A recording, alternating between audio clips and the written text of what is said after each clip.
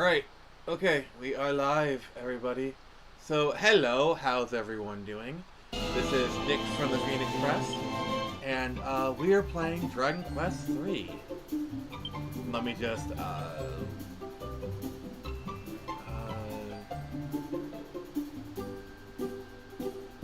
Oh, I can't turn down the audio. Okay.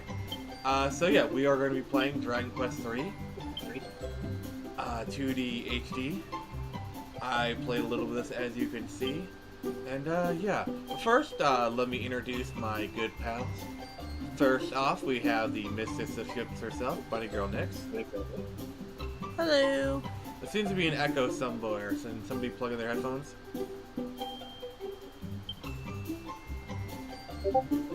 Next up, we have the man for whom doom is eternal, Lugsburg. Getting a bit more serious this time around. Sounds about right. And lastly, I have a new intro to do. We have one of the few YouTubers with a degree in graveology. We have Caster the Gravedigger. Hello, my lovely duckies. How are y'all doing this Saturday stream? Pretty good. I am going to do something real quick. I'm going to just turn down the volume and settings because I like it to be... I think the audio is a little bit too overpowering. Alright. Crazy can't lower that down. Well, I did it in the system settings. There we go. That is much better. So how's everyone doing tonight? Could be better, could be worse. It sounds like the music kind of sounds like something you see from like the 1950s. Oh gosh, yeah. The house of the future can be yours. Look how easy the missuses can clean. Yeah. Also, this is literally the controversy right here. We have appearance A, appearance B. All right, hold on. Let me zoom this in here. Okay, appearance A, and go to appearance B. Yeah, it's a male-female thing. This is literally what people were going on about. Oh, okay. Well, just I can barely tell which one's male and which one's female. Yeah. yeah. Well, even the developers were like, "Why are we doing this?" I love how they scrubbed it from the internet and they tried to gaslight people. It was hilarious. They're just like, why are we doing this? They say we have to do it because of the West. Yeah.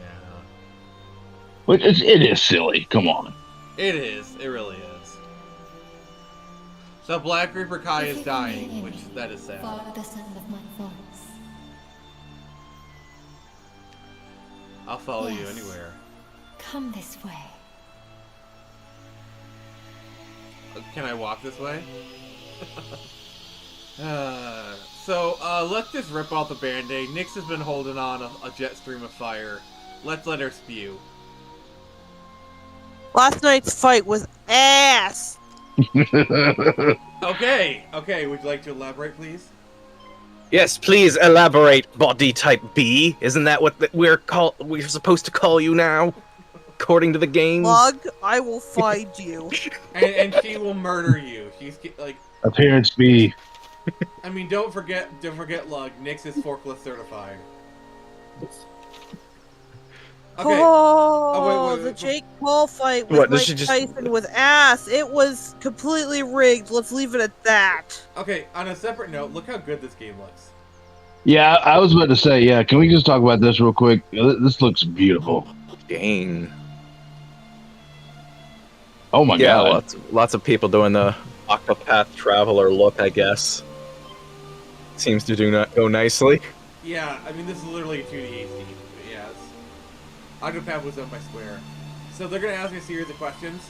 My lovely co-hosts are gonna choose the answers. No. You are a wary soul, or perhaps you are merely willful and contrary, which we'll soon see. Alright, alright. Alright.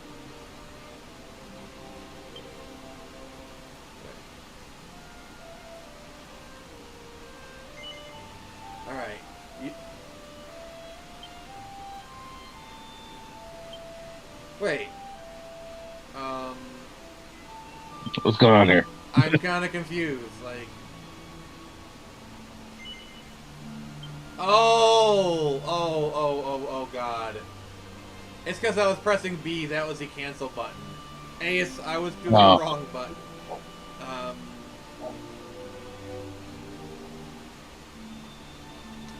My true name is gonna be Press. Because, you know, I said Phoenix and then Press. I'm Oh, really? Oh my god. I've yeah, never known. I'm nothing if not original. That's for sure.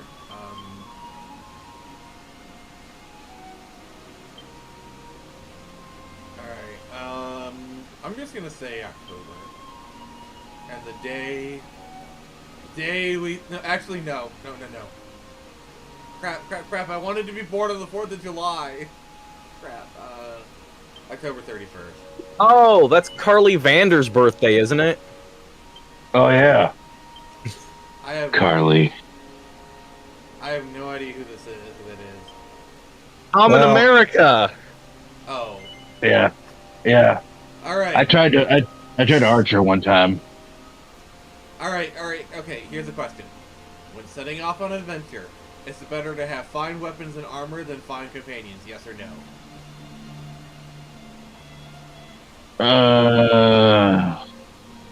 Companions can heal. I would But if you probably don't say have no. but if you Like, don't it's have fine saying an weapons and armor, adventure. It's saying an adventure, not battle. So Okay. I would say that the companions are definitely the priority. So the Yeah, answer so okay. no. I'd say Okay. okay. Do you often wonder how magical it might be to soar unaided through the skies? Yes or no? Well, I think we all do, don't we? I mean, I guess I do now, but I hadn't really thought about it that much. Do you envy the freedom of birds? Yes. Not really. Do you find yourself unable to refuse the requests of others? Well, this is an RPG, so I guess the answer is yes. Do you often drift off on flights of fancy? Nix? Pretty much, yeah. No, Nix, answer this question. Yes. Were you granted a single wish? Could you name it without a moment's hesitation? Yeah. I don't know. I have a day to think about it. Nothing immediately jumps out. $20 million. Yeah, I was like, yeah, super rich. Only 20? I don't want to be too greedy. It's a wish. All right.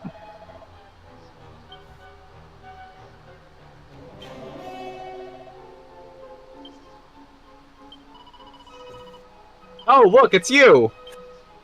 Okay, so they randomize these. Okay.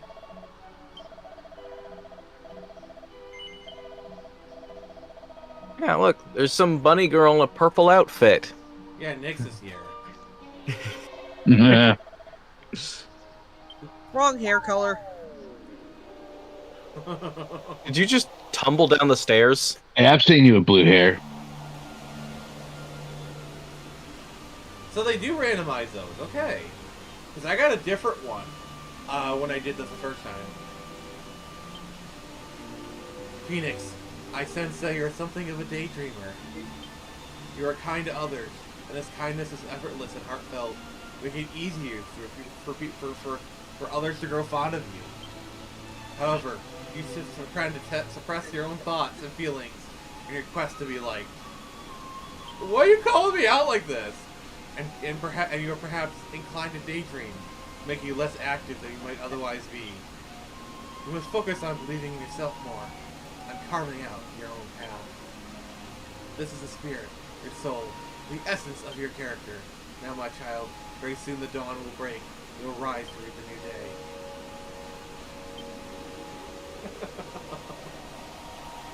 All right. There was the one that I did. You got turned into a monster. And the first time you spoke to someone, you actually burned them alive. And I actually just walked out the room without burning anyone else. I was actually kind of looking forward. I was going to burn everyone in the room.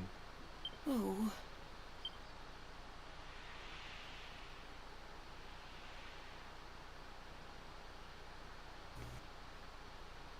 No, the voice acted too. Yeah. Oh, that's kind of cool. Yeah, they kind of do the Breath of Wild thing where only important dialogue is voiced. Okay. Also, Oh yeah, that is such a weird inconsistency. Like Trails of Cold Steel can be really random about it. Well, no time like the present. I just say I love the 2D AC style. I know. Oh, I do too. It looks really good. Yeah. So, Nix, what else about the fight do you want to tell us? There's not really much to say. I said it all. It was fixed. It was bullshit. And it wasn't even much of a fight. The fight beforehand with the women's boxing was way more. Yeah, it wasn't really that entertaining. It was just watching them dance around each other for yeah, they were just dancing around each other for 2-minute rounds, and then bam, there we go. Yeah. It was like And it would have been way better if Netflix didn't keep freezing repeatedly. Oh yeah, that was an issue that was happening. Some people said that it got so bad, the quality, video quality got so bad that It's not every morning you ask the king himself to give your big journey his personal blessing. This is what I've been raising you for all these years. Well then, shall we get going? Come on, follow me. Okay. Thank you, Mum. I just kind of wanted to be quiet for that part there. Yeah, That was loud. I appreciate it. But yeah, they said the video quality looked so bad that the game looked like Mike Tyson's Punch Out with a loose coaxial cable. Oh God. Uh-huh.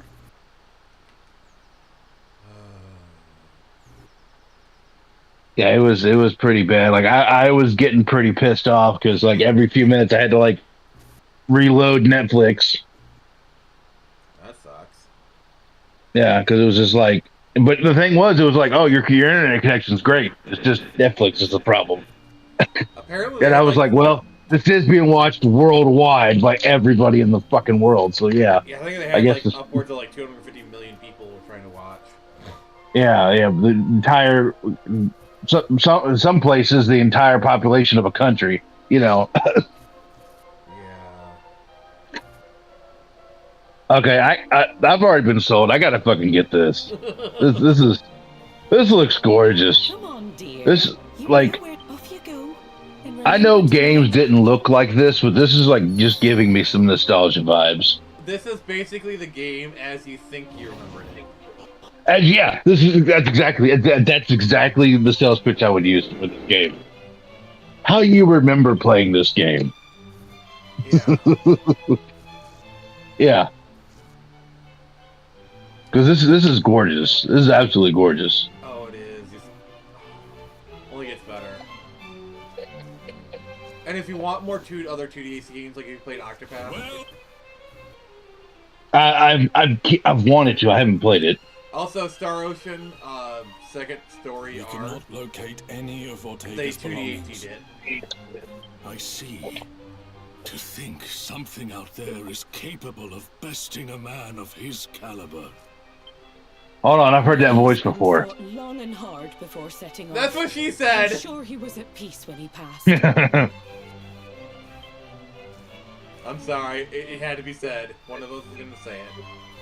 Like the king, I've heard that voice. Your mother has recounted the tale of your father's final moments many times. When he fell into the maw of that accursed So who here is volcano, from Dragon Quest? the world lost it. However, for it is what he would have wanted. The foe we I mean, I played like the first couple of games for the NES, but but those are Dragon Warrior. Same series. I thought this game was 3D. You must free It's us 2D from the HD. archfiends ever, but alone. You will I mean, yeah, that should tell you I'm not familiar with this series. I've heard about the slimes. Allow me to proffer some guidance. You would be wise to seek out the thief's key, I love an that voice implement that acting. can open a myriad of the world's doors. But first, I suggest you heed His Majesty's advice. and seek myriad. like-minded I remember hearing that individuals word from at his Bleach. party planning place. PPPP. Once you have done so, try making your way to Reeve, Pew, a quaint pew, pew, village pew. to the northwest of our... Alrighty. You will now find Reeve marked on your map. Locating the rest of the realm's notework, you simply need note down anywhere you happen to visit. Be sure to see these and remember, your curiosity is an asset most I valuable. love the Lend it an dialogue. ear at all times. Le- and le- you will oh my surely god! learn. We expect great things of you. And the king's It's like, very, very good voice acting. That's the thing too. It's very good voice acting.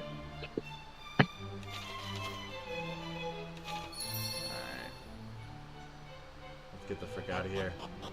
But yeah, like I've mentioned this before the stream started, but I think most people, it was either people were either rooting for Mike Tyson or they were just rooting for Jake Paul to get his fucking ass beat, no matter who it was. Yep. Yeah, pretty And much. Yeah. pretty much what it is. I was hoping for him to get his smug ass beat. Me too. It was And then there was a third person going, "Who the hell is Jake Paul?" one thing that I found funny. I was looking through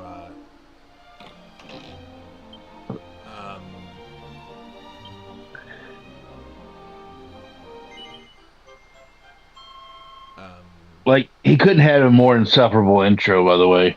Oh my god, no. And there was Oh. Logan Paul too. Hey, Yeah. you. Do you hear what Logan Paul told Mike Tyson? This day's What? finally here. Because they said, "Well, hey, are you gonna fight his brother next?" Yesterday. And then Mike was like, "Yeah, what do you think about Logan?" And Logan just like looked at him. He was like, he goes, "Motherfucker, I'll kill you, Mike." oh god. Oh god. Oh, and don't be thinking I'm ridiculously old or anything. I was just a kid back then. Oh my god. But it felt like I suddenly had a new sibling to look after. To think that was 16 whole years ago. At any rate, I'm sure you know. Kind of if you funny find because my yourself brother feeling was watching lonely it on with the road, his or friends simply at want one of some their muscle, you houses. can- And I called him, and he's But like, "Oh yeah, gosh, you Logan, really are Paul's gonna get his ass destroyed."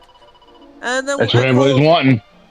And then I called him right after the fight, and the first words out of his mouth after he sighed, like audibly sighed, was, "Yeah, I know. I'm sorry you had to witness that travesty."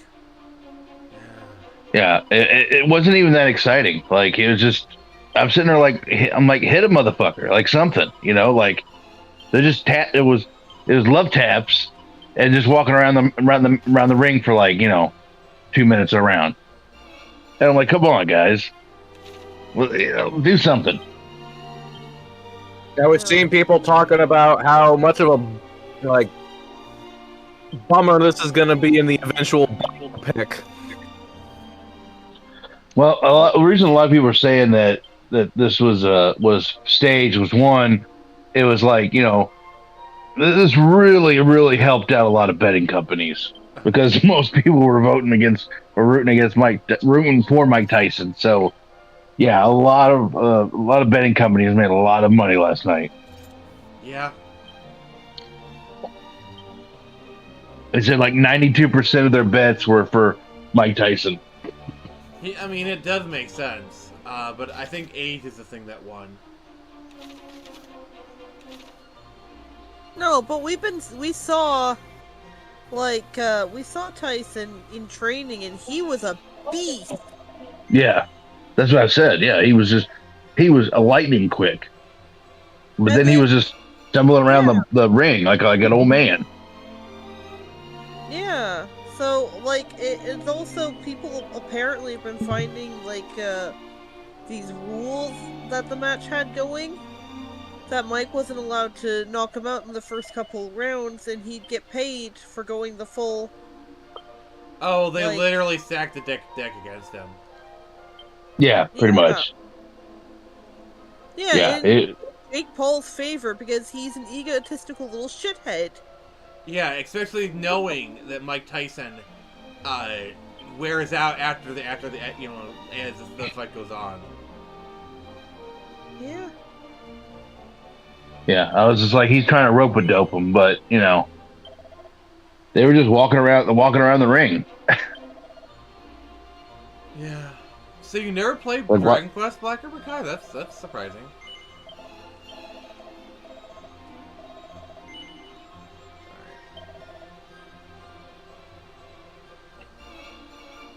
Alright, so I can buy the pot lid. Alright.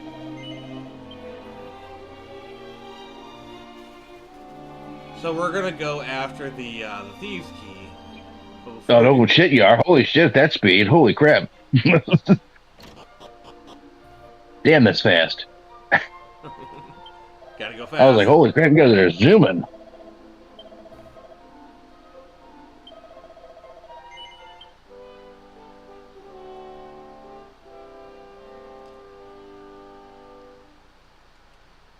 Yeah, you can only save in churches.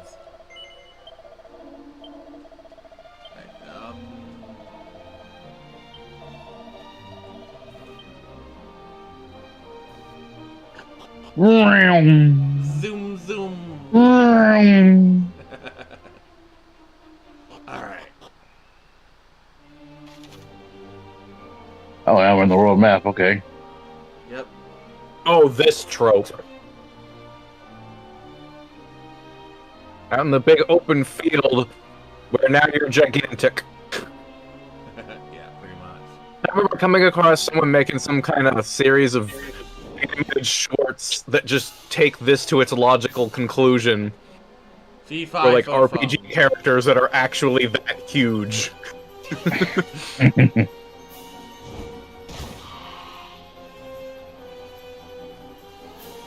Ah, so it does it Earthbound style. Well, Dragon Quest did it first.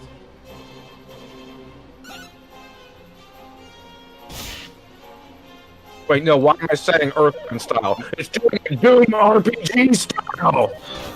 Lug, your voice seems to be getting a little bit garbled. Why am I saying Earthbound style? It's doing it Doom RPG style! Yeah, Lug, there's something wrong with your voice. Also, there's an echo here, so please somebody put in headphones.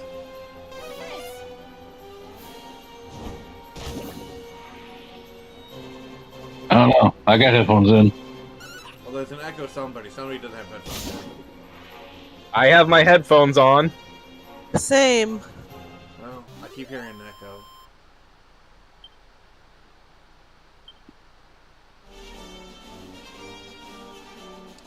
But yeah, this is like one of those things where it's like if I start running, it'll increase the likelihood of encounters. Okay, that's pretty cool. Okay, we'll be right back. Right. After these messages. Do, do, do, do, do.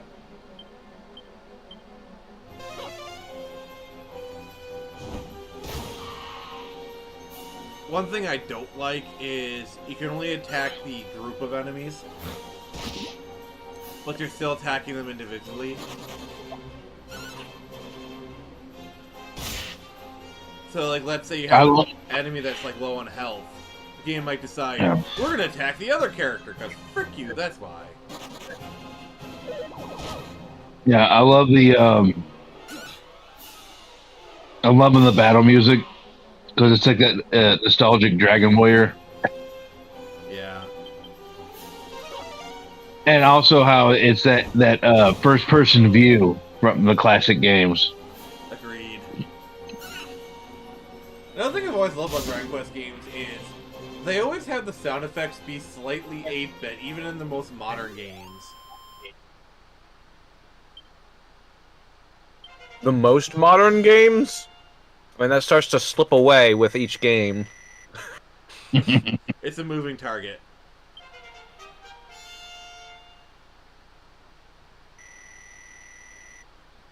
Alright. So right now we are heading to Reeve. Looks like Black Reaper Kai is in the same boat as I am. Yep. Yeah, Never played one. The series I never is- played Dragon Quest. Yeah, the series is it's pretty old. Like it first started out on the NES. Well, technically Famicom, and then came to the NES. I was Yeah, gonna say that. yeah. Because Japan went goofy for it. Like it was a huge hit in Japan. Not so much in America, but in Japan it was pretty big. Yeah, the thing is, in Japan, it's actually more popular than Final Fantasy. Yeah. Oh yeah, and I think I mentioned this on the last stream, not the last Saturday stream, which I had a cover letter from Nintendo Power, or a letter that came with your issue of Nintendo Power that when you got your free copy of Dragon Warrior, it was signed by the then editor-in-chief of Nintendo Power, and basically talking about how thank you for your, it basically just says like thank you for your subscription renewal. We're very excited to the next coming issues, we're excited to talk about the upcoming like Super Nintendo and all the games that come with it. And then it's like, oh, and as a treat for as a big thank you for renewing your subscription, here's a free copy of Dragon Warrior. So a lot of people that's where like how Dragon Warrior became like such a common game on the NES. Yeah, It's because they gave it out. They gave it out as a free for a free prize for renewing your subscription at Nintendo Power. yeah. Which is a pretty awesome prize, I would say, for getting a free fucking game for a free physical game for renewing your subscription. So Black Reaper Kai, what game you playing, sir?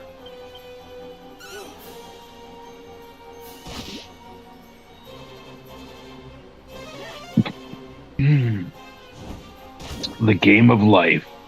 Oh, my favorite game. I went outside. I played outside once. The graphics were terrible. The gameplay was good. The graphics were good, but the gameplay was terrible. Background music was like non-existent. Yeah. And they had like the ambient noise slider cranked all the way up. It was weird. I know. Also, the car physics are kind of jank. I know. Yeah, and so the reason we were talking about like Dragon Warrior, Dragon Quest is because for the longest time, there was a rights issue with the Dragon Quest name in America. So I think it was up till like Dragon Quest 8 was the first one to call Dragon Quest. Yeah, it was something stupid. I forget what it was. There was something else called like Dragon Quest. I think it was like an RPG system or something. Yeah, something like that. Yeah, so they just changed it over, and then eventually just threw it. Yeah, they got it resolved. I love the night and day cycle here.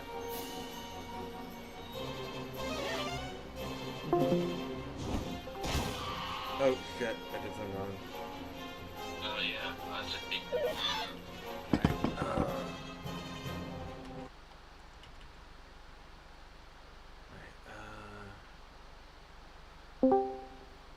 Okay, I'm back. Can you guys hear me? Oh, okay. Nick? Yeah. Yeah, sorry about that. I accidentally switched things. That was my goof. We are still live. Oh, we're okay. Cool. Oh, there you are. Yeah, it just okay. All right. Hey, we're still Black good. Cooper Kai says I started with Spyro and then went to Dead Space remake. Now Destiny 2 playing as my hunter. Nice.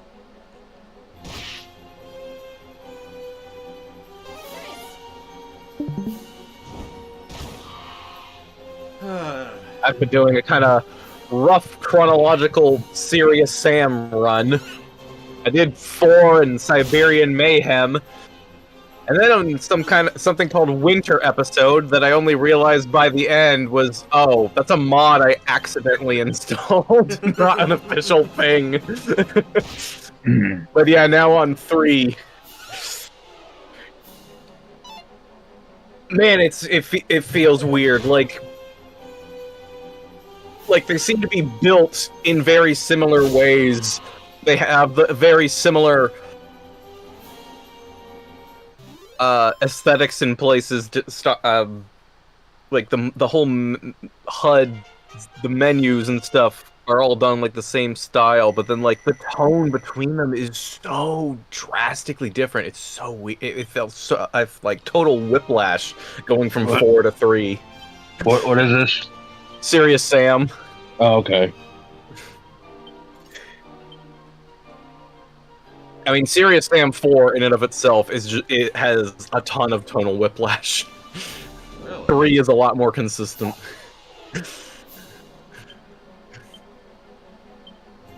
Also, please tell me you noticed the puns on some of the names. Like Stark Raven. Like Stark Raven Mad? Yeah. I have never heard that phrase, ever. You uncultured swine. You never heard someone who was Stark Raving Mad? No. This is wow. the first time I've ever heard this phrase in my life. Well, it's a pun. It's not Raven. It's raving. Like Stark Raving Mad. I think, have you heard the term raving mad? Someone who's like raving mad? Not really, no. What are they teaching you in school these days? Oh no, but wow. I don't know. I was in like IT for half of high school. IT? Yeah. What's IT? It.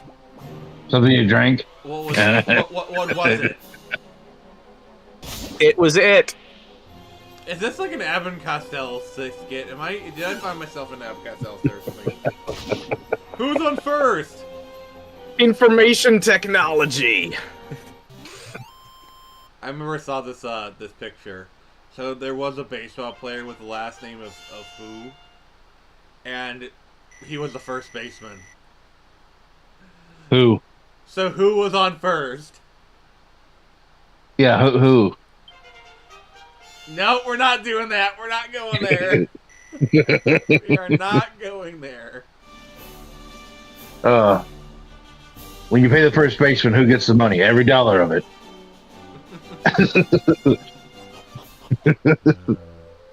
Sometimes his wife comes and gets it. Whose wife? Yes. Oh, this is gorgeous. This nighttime. And like, see how I have like a lantern and whatnot. Oh yeah. Oh, that's so.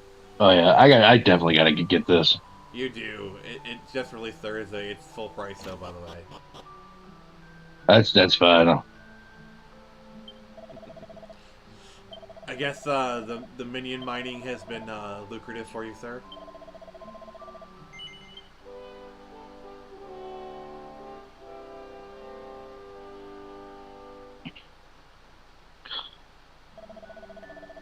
Oh my god. Jesus Christ, fucking eBay is going crazy with it. With what? With Dragon Quest 3. On what?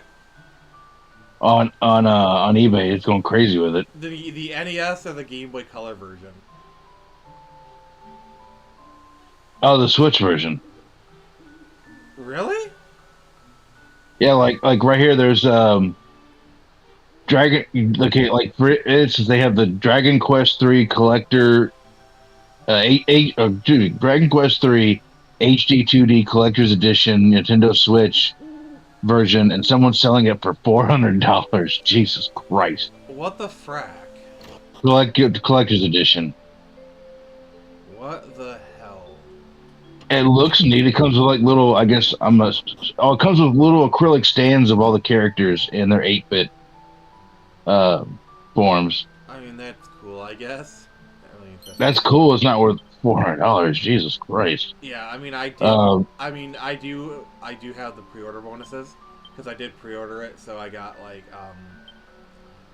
people ask way too much for this game. yeah, Holy all crap! these seeds are all pre-order bonuses because I pre-ordered it. So Oh, they got apparently it's available on all systems. I thought it was just be for the Switch, but no, it's available on Xbox also. yeah, I'm playing the PC version right now. Yeah, well, that's cool.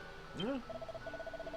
I thought it was just gonna be a Switch thing, but no, it's gonna be it's on all of them. Were you assuming that I was emulating the Switch version? No, I know you get it off Steam, so I figured it was PC. Yeah, I guess it seemed like that since like couldn't differentiate A and B. Well, that and like when I remember when we watched the reveal trailer was on the Switch stream or whatever. Oh, yeah. Yeah. Yeah. Reacting to that, yeah. Nintendo Direct. There we go. Yeah, it was on Nintendo Direct. So I just assumed it was going to be like exclusively on the Switch, but oh well.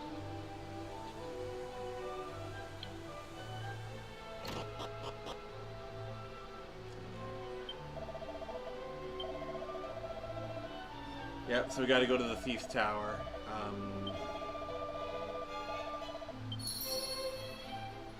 And then I do the time-honored tradition of raiding the house.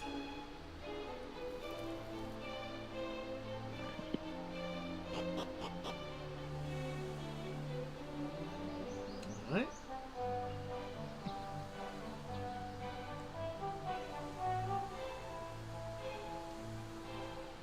All right, so let's see here. Who wants to talk about Blue Sky? All right, let's do it. All right, what is it, and why should I care? Or why should I not? Why should I continue not to care?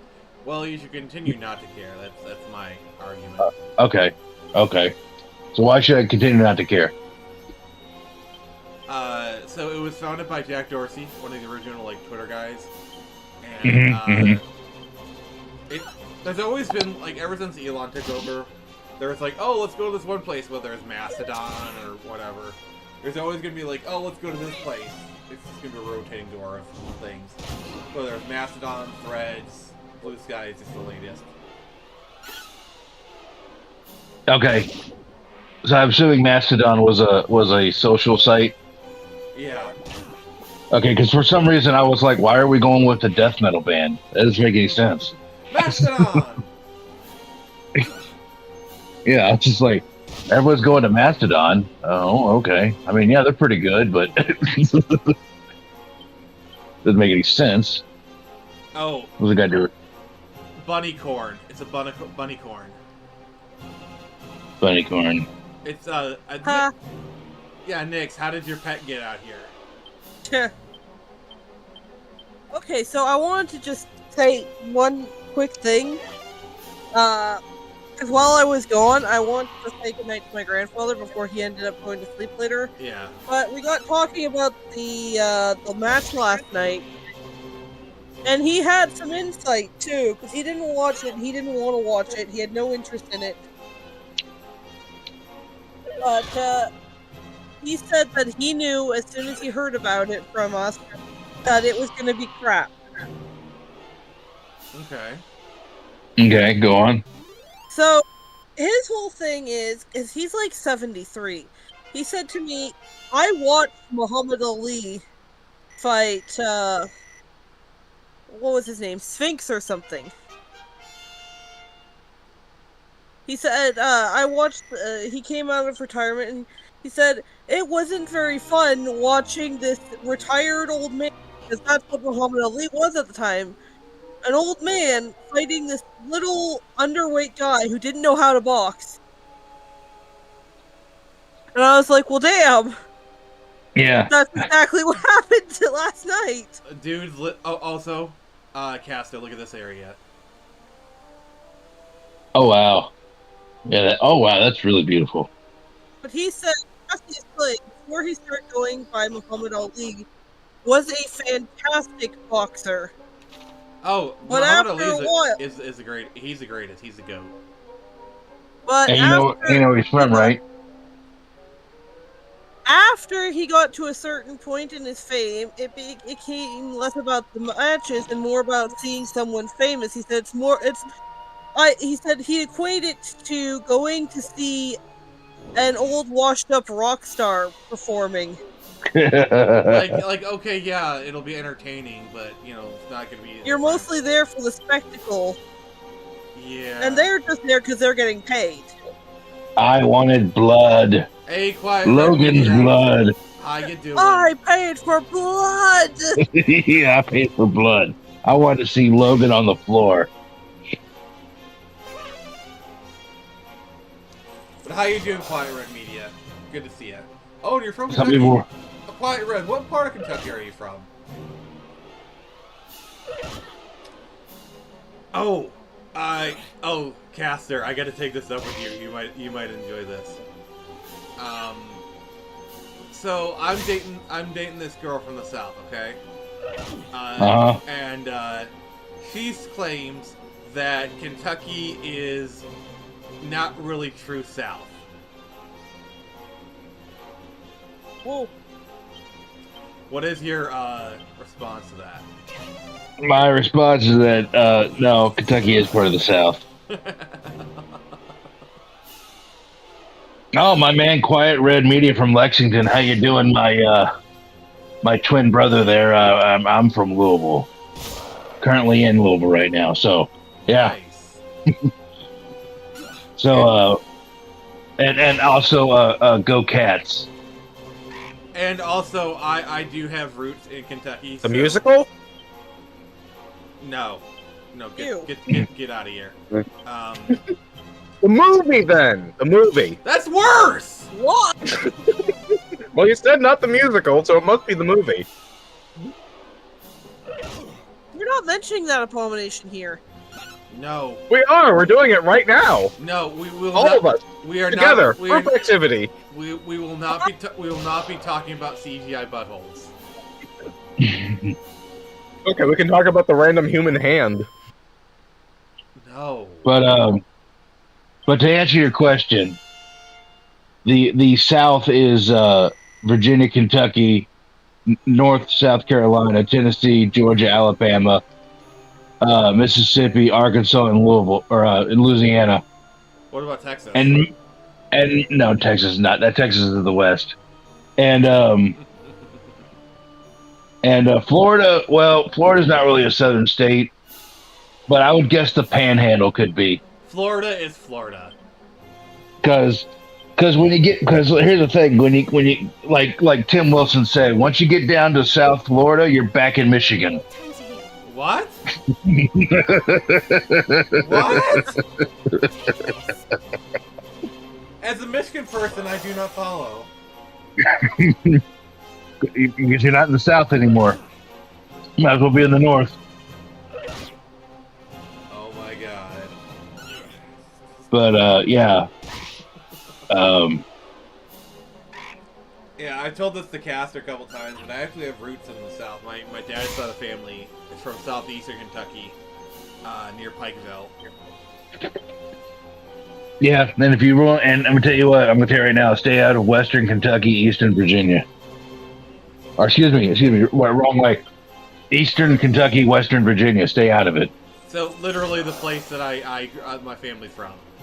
Yeah, pretty much, because them's be the that's where all the hillbillies and stuff live. So like that's up in Appalachia. Yeah. You do not want to be up in there. Yeah, my family's literally my mom. I've been to that area. It's actually a really nice area, but it is right on the Virginia border. Yeah. So it's deep in Appalachia.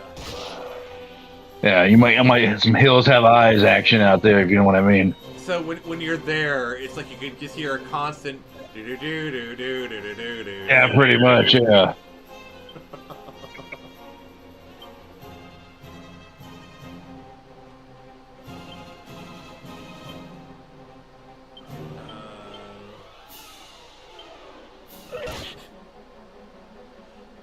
I have never actually seen Deliverance. Squeal like a piggy. Like, I've seen the banjo battle scene, but that's about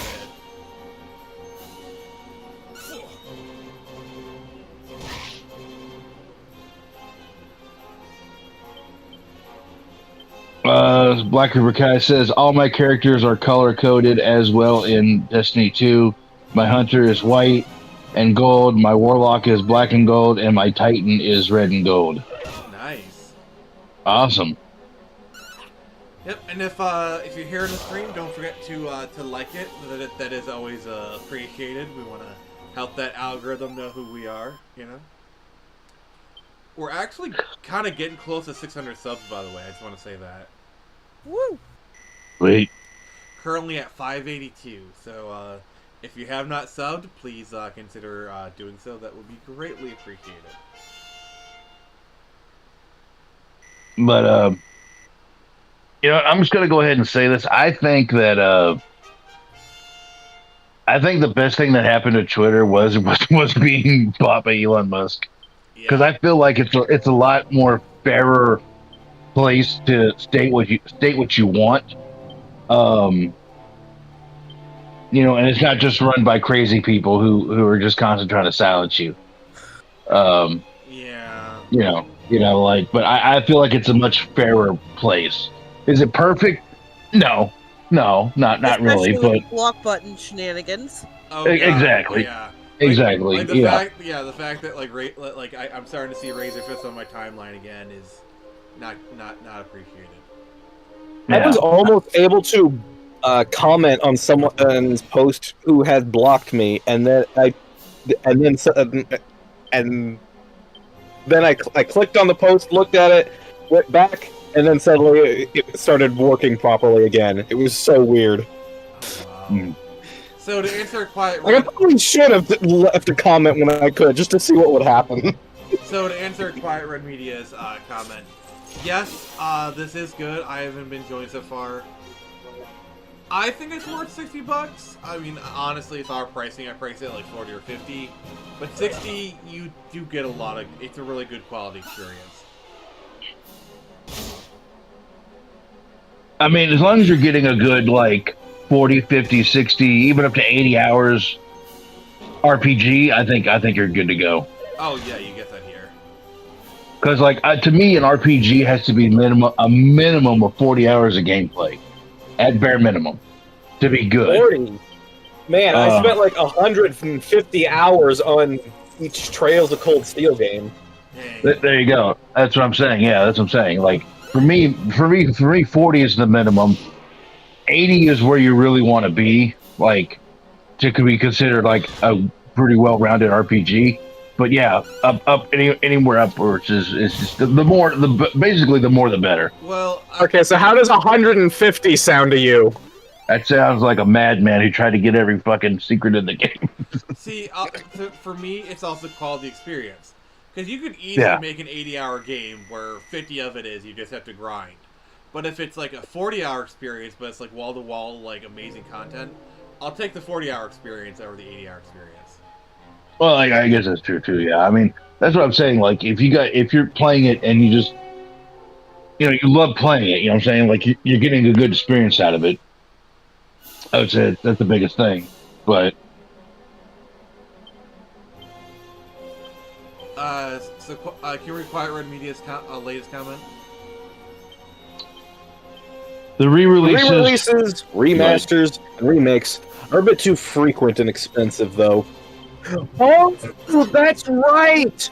So, that's something that I just saw. Interesting thing about that, that I saw recently. So apparently, the Game Awards, totally accepts, totally accepts remakes, remasters, and DLC and expansion packs all count as a game. They're totally like there's no differentiation whatsoever.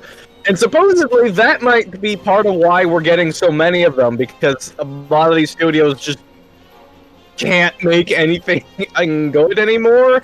All the talent has been harassed out, so they just keep digging back to the old stuff to try and get some awards out of it. Well, let's not pretend that ruling was done so that they can nominate the Elden Ring DLC for Game of the Year.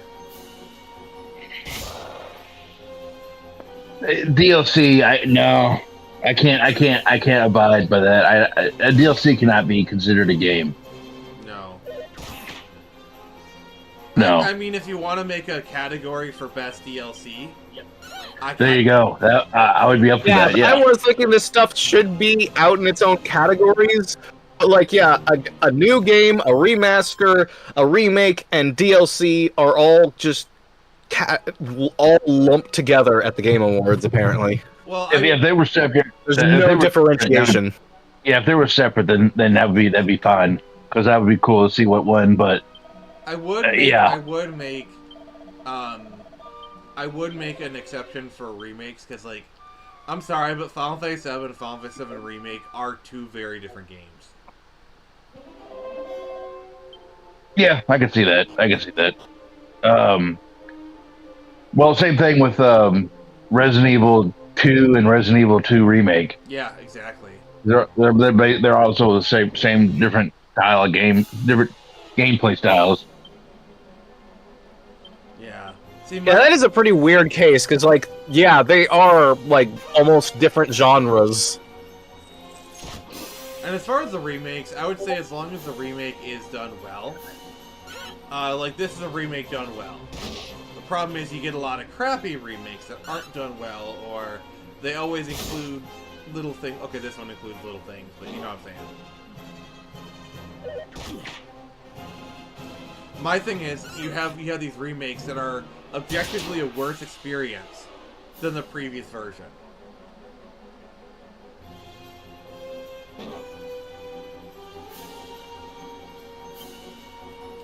Like, Nix, let me ask you a question. Which version of Silent Hill would you want to play, new or remake? The old one. And why is that? Because it's better. How is it better? Oh, let me count the ways. Combat, the character writing, the character voice acting, the designs, the fog.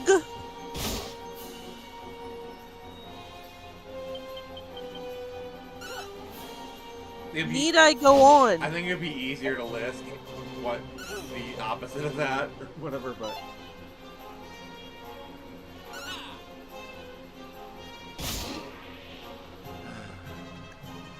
Alright, Caster... Oh, what, so you're more in favor of the original? Yes. Alright, Nix, can you read Quadrant's comment? Says, I'll admit I'm down for a Soul Reaver remaster as long as they don't pull some bullshit with it. They've already had. And yeah, I don't know, from what little I've seen of it, it seems to be... Oh dear, what'd they do? There's a few, like, it's kind of like with this game where there's, like, you know, the whole appearance A, appearance B. There's something like that where it's just like one little thing. It's like little things where it's like, why are you complaining? It's just a little thing. No. What it was, people were complaining about the, in Soul Reaver, was literally a statue. Yeah, literally a statue. That you probably don't even see for very long. And it's not that it looks any different, it's just been upgraded for, like, HD, essentially. Like, I've seen the comparisons, and all around, the statue is, like, 5 to 10% thicker, at most. It's not a big deal. At all. Yeah, it's supposed to be a chick, by the way. That's what she means. It's supposed to be 5 times thicker, but yeah. They kind of, like, made her dumpy, a little dumpy looking. Not really, though. Like, I don't know. I think it's really just the definition of making a mountain out of a molehill. I kind of agree, because if that's the biggest controversy, then I'm down for the remake. for the remaster. Yeah, it's kind of like me with this game. The other thing is, whenever there's a controversy, suddenly all the content creators are like the biggest fan. Like with the Doctor Who stuff, with the David Tennant, all of a sudden everyone was a Doctor Who fan for like a month. Like, oh my god, I'm the biggest Doctor Who fan. This thing is bullcrap. Never mind the fact that like they didn't comment on any of the Jodie Whittaker controversies. Like the Timeless Child was like kind of thing. And then as soon as the thing went down, they went back to stop talking about Doctor Who. I see this with a lot of content creators. A lot of some of them I even like, and it bugs the crap out of me. That's because they're there to get they're there to pick up the algorithm. That's all they're doing. Yeah, and that's I know this has probably hurt my career. Disingenuous. I'm more than happy to hop on the algorithm when it's something that I'm actually passionate about. Like, that's fine. Like, for example, I like Dragon Quest. I was waiting for this game anyway. So I'm more than happy to play it right now and hop on the algorithm. Yes, I realize I'm hopping on the algorithm right now playing this game because it just came out. But I was waiting for it anyway. I was excited for this game. I was going to buy it anyway. So I was like, okay. Yeah. Sorry, I got a little carried away there. Oh no, you're exactly right. Like, yeah, it's like I think you were going to play this game regardless if it was going to be on the algorithm, but it's a popular game and you like it and you played it, so everything just checks out. But I don't think you're going to be sitting there going, "Oh yeah, I've always been a Dragon Warrior fan," when you really weren't, you know.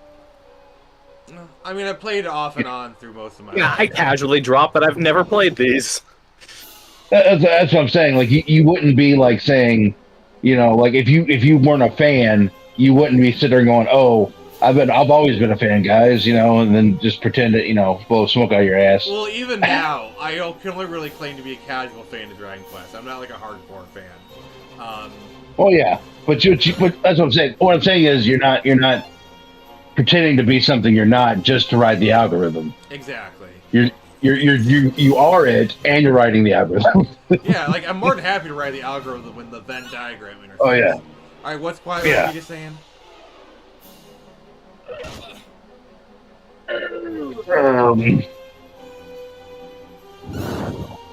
They keep dancing around the Legacy of Kain IP for some reason. A remaster and a graphic novel. I guess they're testing the waters. I wish they just do a new game. You know what, Ducky? Nice. Me and you. But you know what I think they're doing is I think they are testing the waters, and I think they're trying to get. I think they're trying to get like some life back into the franchise. They're trying to, you know, slowly get people back into it. Because I think if they just brought out a brand new game, most people would not even know what the hell it is. I'm gonna be honest with you. Legacy of Kain depends on how that Captain America game does, because if that Captain America and Black Panther game does well, then Amy Hennig will get some clout back, and she might be able to parlay that into Legacy of Kain. Because I'll tell you right now, Amy Hennig is Legacy of Kain. Yeah, and if they're gonna do a new Legacy of Kain, they need her there. No, she has to be there. That is her baby. That is one and the same, and she's done the writing for it. And if she can't do the writing for it, it's not going to be good. It's not going to be good, because that's what Legacy Kain is really known for. Is it's very good story and very good dialogue. And if I have to listen to Kain say "fuck" and "skibbity," I'm not fucking buying it. No, skibbity vampire toilet. Yeah. Raziel, skibbity. Oh my god, just kill me now. What's quiet? I'm gonna say, I really. Oh my god, I can totally see a scene where it's like, Kain, cut the cap. Just No cap. No cap, Raziel. What I swear is true. Oh god. I fucking swear it. And we thought millennial speak was bad.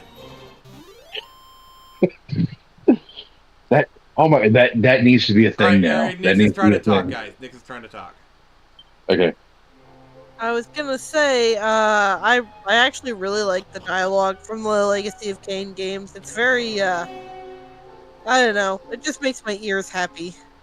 Yes, it makes it's happy Nicks. very grandiose.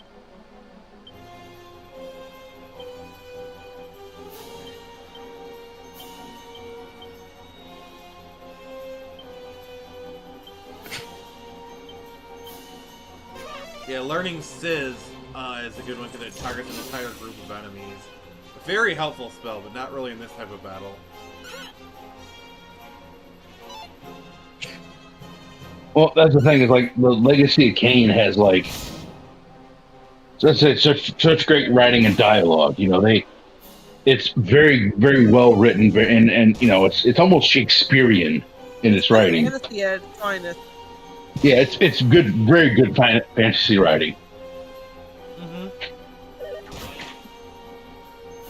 It's like Tolkien, but less elves. Yeah, like if you need to know how to write fantasy, play Legacy of Kain, and listen to how they speak. Never really thought about that way. And also, you know, the people who write Legacy of Kain games, they write the dialogue, they actually have a thesaurus, you know. As one should if they're a writer. Yes. Yeah. Yes. So, as a writer, I can confirm.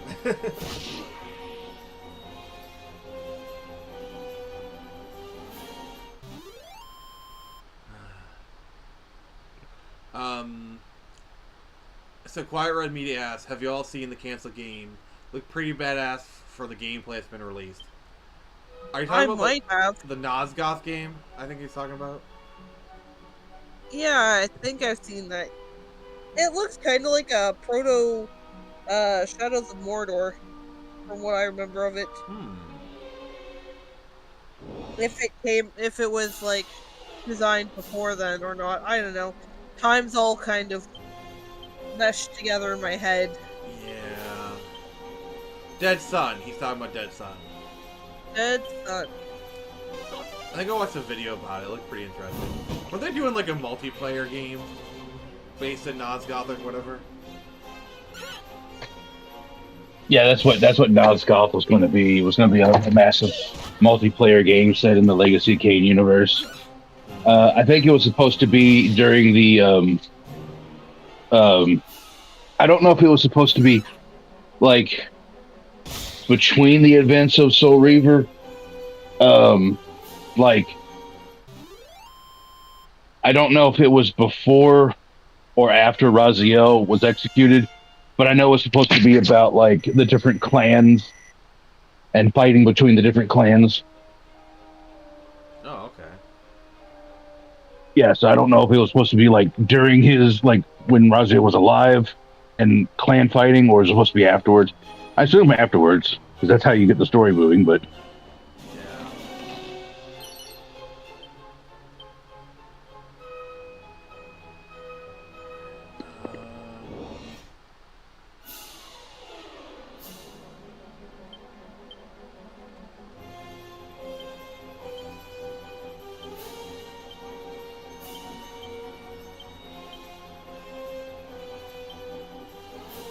But yeah, I think remakes are fine when they add something or they redo it in a certain way. Like this one, I do enjoy. There's so many of them that just don't work.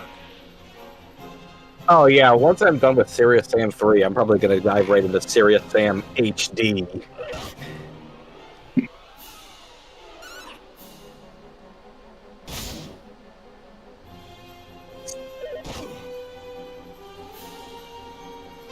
Also, I just want to say this. I really hope they release probably Wind Waker HD on the Switch or Switch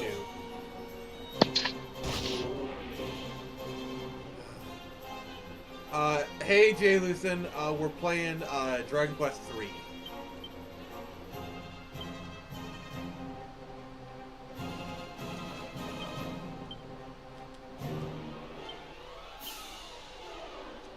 So yeah, what else we got to talk about?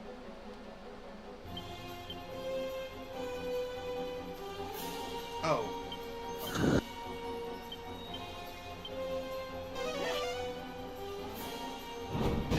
Anything else we got to talk about, guys? Blue Sky, did you hear about all of the, how many complaints they've had filed over CP. That wasn't actually CP. Or just people just being crappy to each other, yeah. Yeah. The fact that they're complaining about it is just, like, and it's like a level of absurdity that I just find delicious. Like, well, what do you expect? Yeah. And then Quiet Remy says, the same situation with the Vampire West multiplayer game. Or just Bloodlines 2 in general. Like, I lost interest in Bloodlines 2 a long time ago.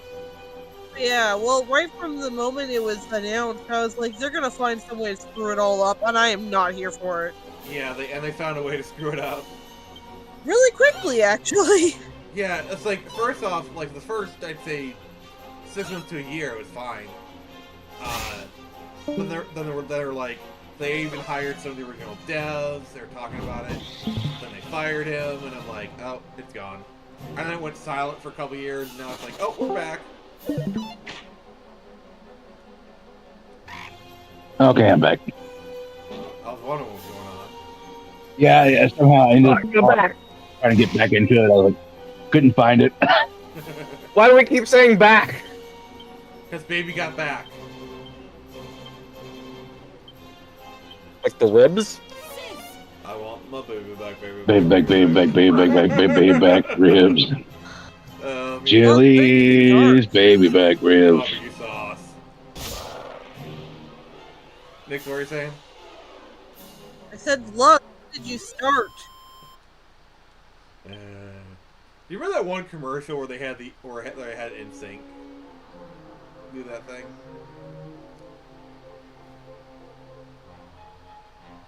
Vaguely.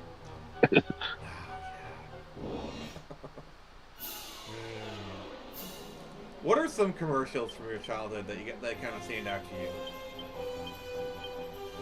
Oh my god. I remember seeing a TV commercial for Frogger 2 Swampy's Revenge, and I got all excited and wanted to know when it was going to air again.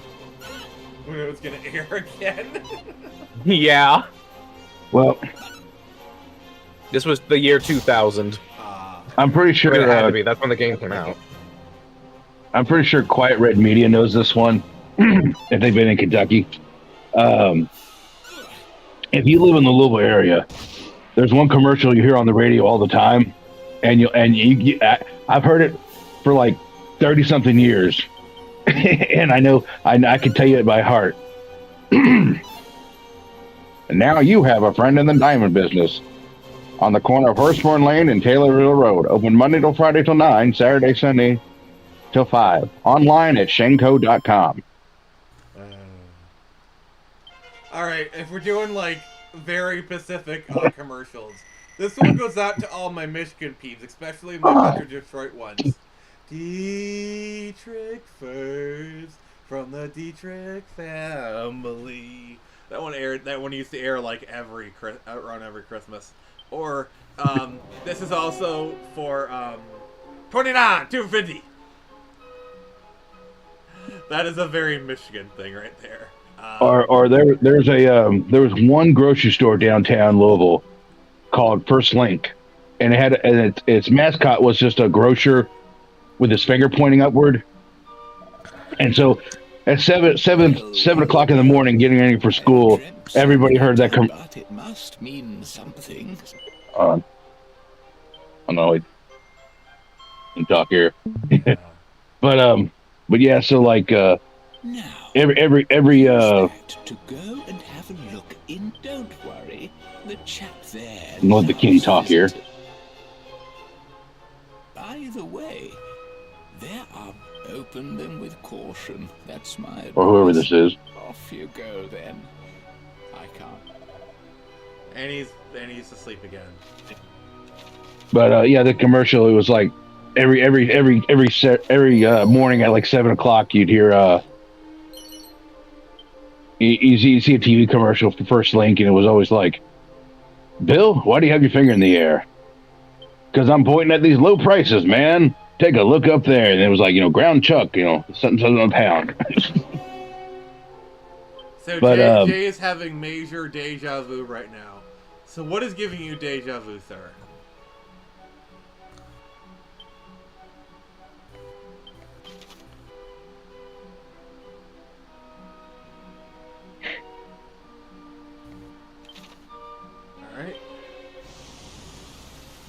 But a commercial that always stand out to me. It's one of my favorite commercials. It's actually for Eggo waffles. Is it the filling thing? Waffle?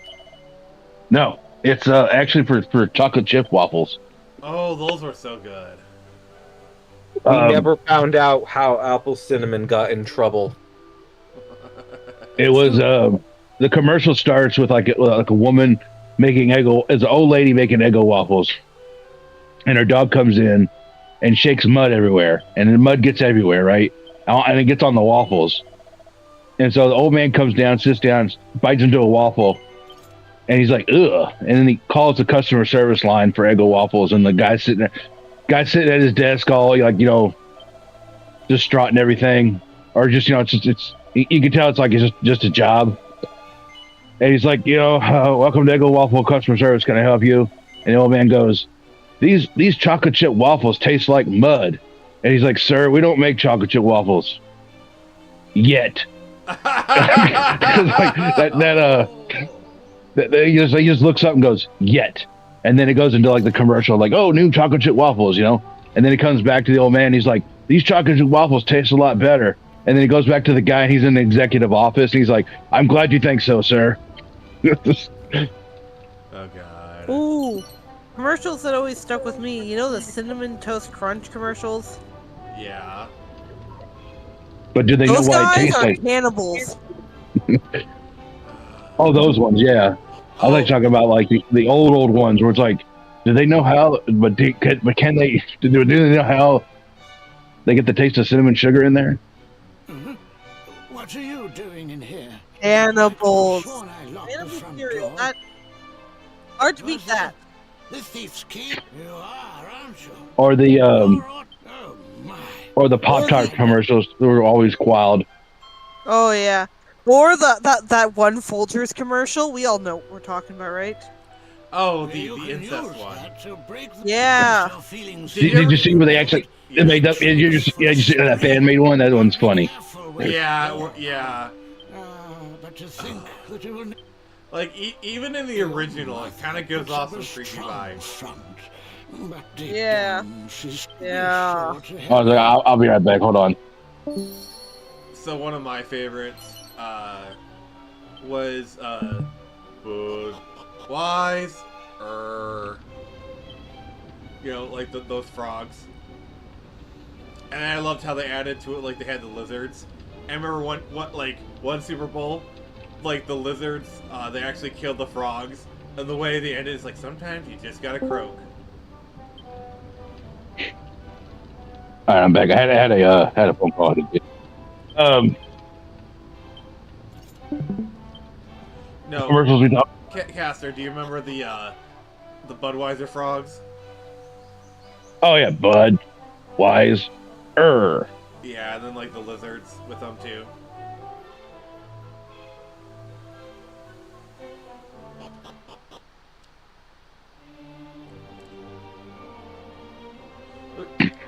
So like, the worst part about age is when you stumble upon something like, oh my god, this is the greatest tradition ever, and you've like never heard of it.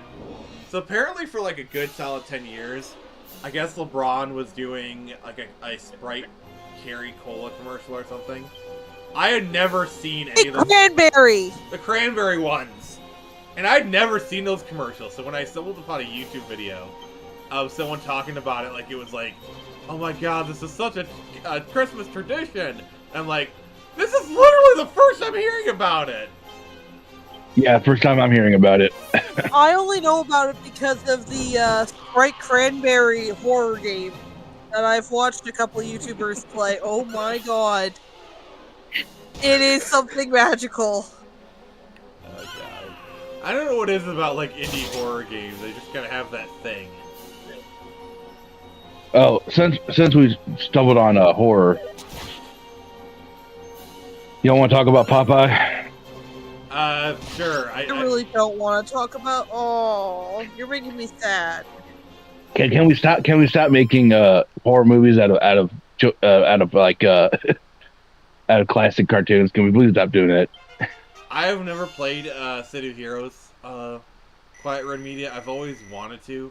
Should I? Like I'm just so sick and tired of like they're making You all, don't like Winnie you're the making Pooh, a, Blood and Honey? yeah, like they're making that, and then they're making a Pinocchio one, and then like they're making a horror indie game of Steamboat Willie, and it's come on, guys. What? I bet you can't wait for when Superman comes public domain to make a horror Superman movie. Oh man, we are gonna get so many more evil Superman movies. Yeah. We already have one, isn't it? Like Brightburn or whatever. Done It's not by James actually Gunn. Superman. That was actually done by James Gunn. He Yeah. was just a producer. He didn't have any creative input. He just handled some business stuff. Oh. Yeah, but next time they're gonna make one, it's gonna be Superman. He is making Superman. Dark Superman Awakening. movie. It's called You know Superman what's neat? Popeye is like Popeye is a notable case of a spin-off massively overtaking its parent IP. Oh, really? Please explain. Because technically, Popeye started out as a one-off character in a comic series called Thimble Theater. Then people just started demanding him back because his one appearance was so dang cool. And then eventually it just kind of gradually rebranded to just be a Popeye comic instead. Wow. And then it got a cartoon. Even crazier. Do you know that another iconic cartoon character started off as a spinoff from a Popeye cartoon? Who? Boop boop ba-doop. Betty Boop? Betty Boop. Betty Yeah. Boop came from Popeye? Our first appearance was on a Popeye cartoon. Really? Oh, was that the thing where they were like dancing on a stage? Yeah.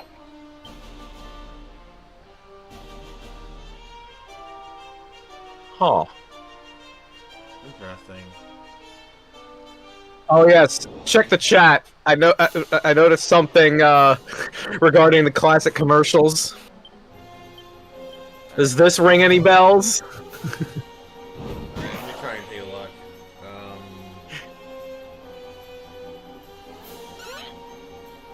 Oh God!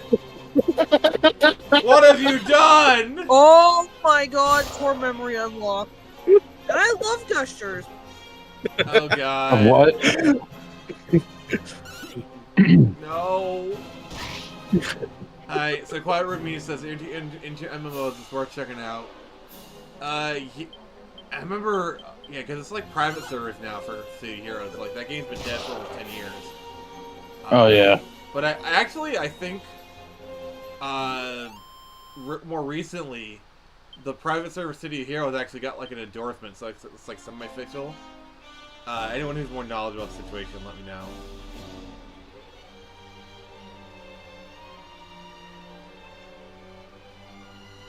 Remember when Chex released a Doom variant? Oh, Chex Quest? Oh, I used to love that game. A Doom variant? What, is this like one of those Grand Theft Auto variants? Oh my God! Wait! Look, you've never heard of Chex Quest? Of course I've heard of Chex Quest. I played it. Chex Blast is a basically it's Doom, but you're playing as like a Chex piece. Huh. Hilarious. Have you ever played the Jeezy Doom variant? Variant? You mean playing it? Yeah, like you can actually plug it into Brutal Doom. I can just see Lug's eyes going wide right now. And finally apply actual violence. Yes. Actually, it was so popular that people actually have it now. You can actually download it. People have kept it alive. Yeah, and there's Actually, there's two sequels. I think it got a remake. It got a remake, and there was 2 sequels.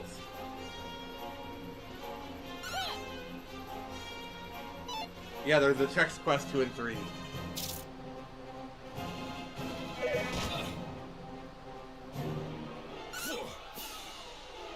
But yeah, essentially it's a Doom wad. It literally is a Doom mod. It's essentially a total conversion mod.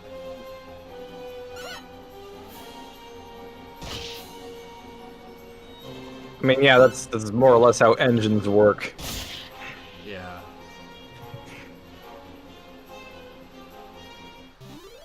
yeah, once Doom came along, lots of people wanted to make stuff like that. It got to the point where the whole genre was being called Doom clones until Half-Life, I think. Yeah, that starts with like a lot of genres. Like, remember Diablo clones, Diablo killers, and then it just became. I mean, what else are we gonna call them? Action RPGs. I mean, that can fit Yeah. to so many things. Like Nier Automata it would be an action RPG.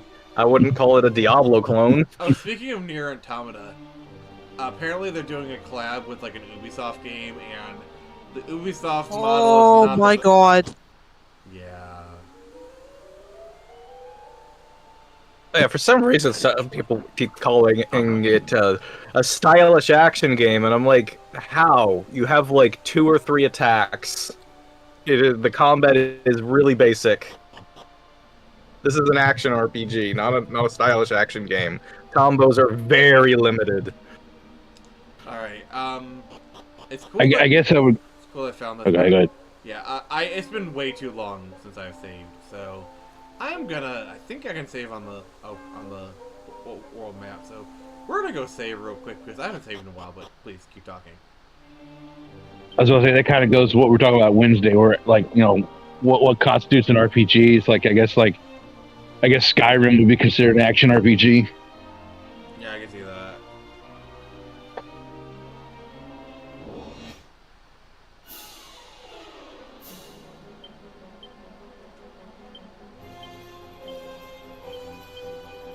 Oh crap.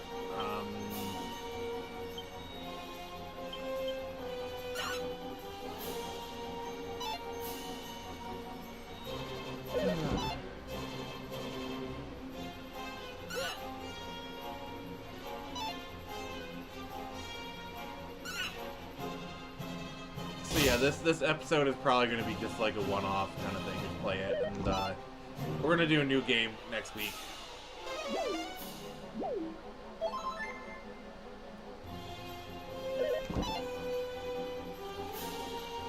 But yeah, Nix, what do you think of the game so far? Interesting. Yeah, I'm surprised you've never even heard of Dragon Quest before. Heard of it? You never played it though. No. Yeah, so I played a lot of Dragon Warrior Monsters on the Game Boy. I did play Dragon Warrior 3 on the Game Boy Color. That was interesting.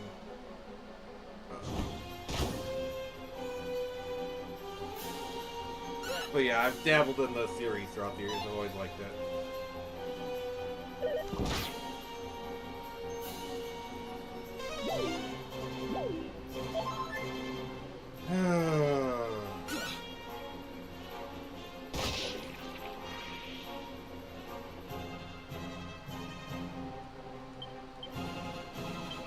Just get rid of the bubble slimes.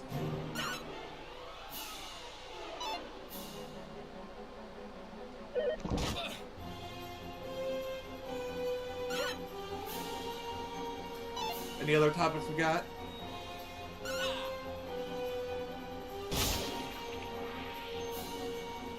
It's surprisingly been quiet the last week or so, out of the one fight.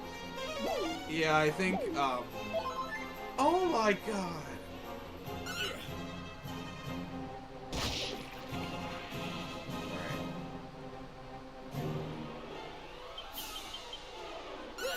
Yeah, it feels like after the election, things are kind of like just quiet for the moment. Or Maybe for you. Possibly. Benefits of not actually paying attention to the news, I guess. Well, it's just my whole Twitter feed is usually just a video of people complaining. Well, they just show you what you look at, so I guess don't look at Yeah. it. Yeah, I guess it's true. Yeah. Also, speaking of RPGs and Game Boy Advance, I actually bought a today. I bought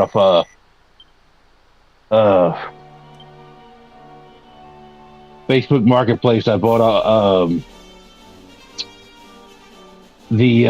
what's it called? I gotta get the actual name here.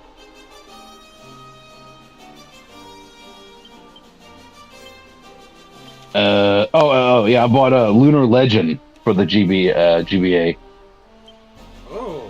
Which is the one-off Lunar game that's on the Game Boy Advance. Yeah. So more quickly, it was the DS game that kind of killed the series.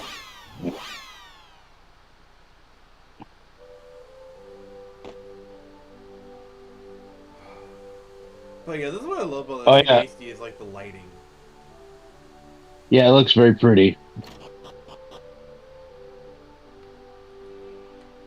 So I gotta ask Nick something. So Nick, you saw my stream the other night, right? Yes. Did you follow anything that was going on? No, but that's usually my whole thing. What game were you playing? Yeah, I was playing Yu-Gi-Oh! Master Duels. Oh god.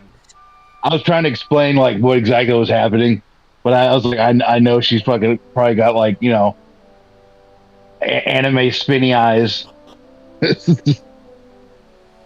Yeah. Also, It's so simple, and now they've completely I don't know, man. Were you there for my rant? I think so. I have the memory of a goldfish. Okay, well I was just like I was bitching, complaining about the guy. He was taking like 5 minutes to do his turn. Oh, yeah. I remember that. And, yeah. So he's like 5 minutes taking his turn, and he basically just summoning things, summoning over. It was just constantly summoning different things, to where eventually his board was nothing but a giant negation. So there was nothing I could do on my next turn. It was just like I couldn't play a monster, couldn't play a spell, couldn't play anything because he was just going to negate everything. And anything I did, he had an answer for. And I was like, that's what made me pissed off. Was like, you took 5 minutes and now I can't do anything. Like that's not fun. That's not a game. Oh, for him. I'm sitting there. Oh, for him it was fun, but I'm sitting there thinking, I was like I could not even follow what he was doing, so I was just sitting there just watching him just do whatever, and I'm like, to do your combo, you would have to have a sheet of paper, and just and just go down like 50 things of what to do, and I'm just like, that's not fun. It's legal because it's in the game. You can do it. It's legal, but it's not fun. When I got into Yu-Gi-Oh! Back when it was just like the first Yu-Gi-Oh! Series, the game wasn't that complex, but you couldn't pull stupid shit like that unless you had Exodia, like all the pieces of it. Yeah. And that was your trump card, or cards, I guess. Yeah. Oh, I remember one time, there's where Exodia was drawn on the first turn. My friend did it, he smiled and says, Exodia says to go F yourself. Yeah. But that's basically what it was. It was this whole board. So what I did, because I'm petty, I just let the timer run out. Or it's like, yeah, I'll give you the win, but you're gonna pay for it. Yeah, I was like, I had to sit here for 5 minutes on your turn. No, you're gonna sit here for like the rest of the timer, and I'm gonna time out and lose, because I'm gonna lose anyways. So you're gonna have to sit here and wait. And I was like, I know I'm probably gonna get slammed with a slow play mark, but you know what? Screw it. Worth it. Because you can report people for like cheating, or report people for like slow play or something. And I'm like, yeah, I even reported him for slow play. I'm like, dude, if you're gonna take 5 minutes, like you get a cool literally 5 minutes, because you get like 300 seconds on your timer. And I'm like, you literally get 5 minutes to do your turn. I'm like, come on, seriously. And what you do is you just play the whole game out, but you like take 5 minutes on every turn. Yeah, and it's just like I was just like, man, it's not even having fun. You're not even having fun at that point. And that's the whole point of the game is to play is to have fun. But some people it's like, nope, I gotta win. Because I even lost a round, and I was like, you know what? I had fun doing it. I was like, yep, you know what? He beat me. He beat me fair and square, and there's nothing I can do about it. So I was like, but it was still a fun match. But like that, there's no fun in it. There's no fun in it whatsoever. Yeah, those shenanigans decks I'm really not a fan of. And that's why I got out of Master Duel for a long time, because like that's what it was. It was just like negate. It's like somebody builds their board up to where like you can't do anything. So, Quiet Road Media says this game style. There's a game in this style called 2 stars. Yeah, I've heard of it. I played the demo. It's pretty good. I need to get around to playing it.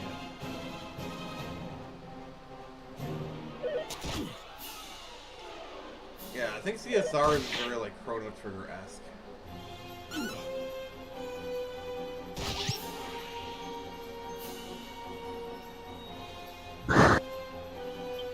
But yeah, no, see, there's a reason, Caster, I don't play multiplayer games unless I know the people very well. Yeah. Yeah. Also, I do feel comfortable announcing this, since all parties have agreed. At some point in the next few weeks on one of our Tuesday streams, we will have a very special live event. We are going to be playing Among Us. And it's going to include me, Jared, and 2 of our wonderful co-hosts here. So yeah, that is going to be a thing. We're all going to play Among Us. I know it's a little bit past. It's whatever, but it'll be fun. Yeah. Well, I gotta figure out how I'm gonna be able to play it. It's cross-compatible. When I first got into Among Us, I had a problem with my old computer that a few of the keys refused to work, so I couldn't type out messages. And because nobody was using voice chat, like, I couldn't talk to people, and I had to be like, sorry, certain keys don't work, so I'm gonna have to, like, workshop some of my messages. Yeah. Oh my god, with Jared there, it's gonna be so funny. Okay. Yeah, I see they have it for iPhone, so I'll just get that. And yeah, it says cross-platform, so yeah. Yeah. I'll be able to do that. Yeah, this'll... Hey, Black Reaper. Nice to have you back, buddy. Depends on what time you're going to do it, because that's the thing. I might not be able to... Yeah, you're probably not going to be able to, because we usually, on Tuesdays, we start at 7. Yeah, so, yeah, I probably won't be able to. I'm going to be unavailable at that time. Yeah. It'll be cool. It'll be fun.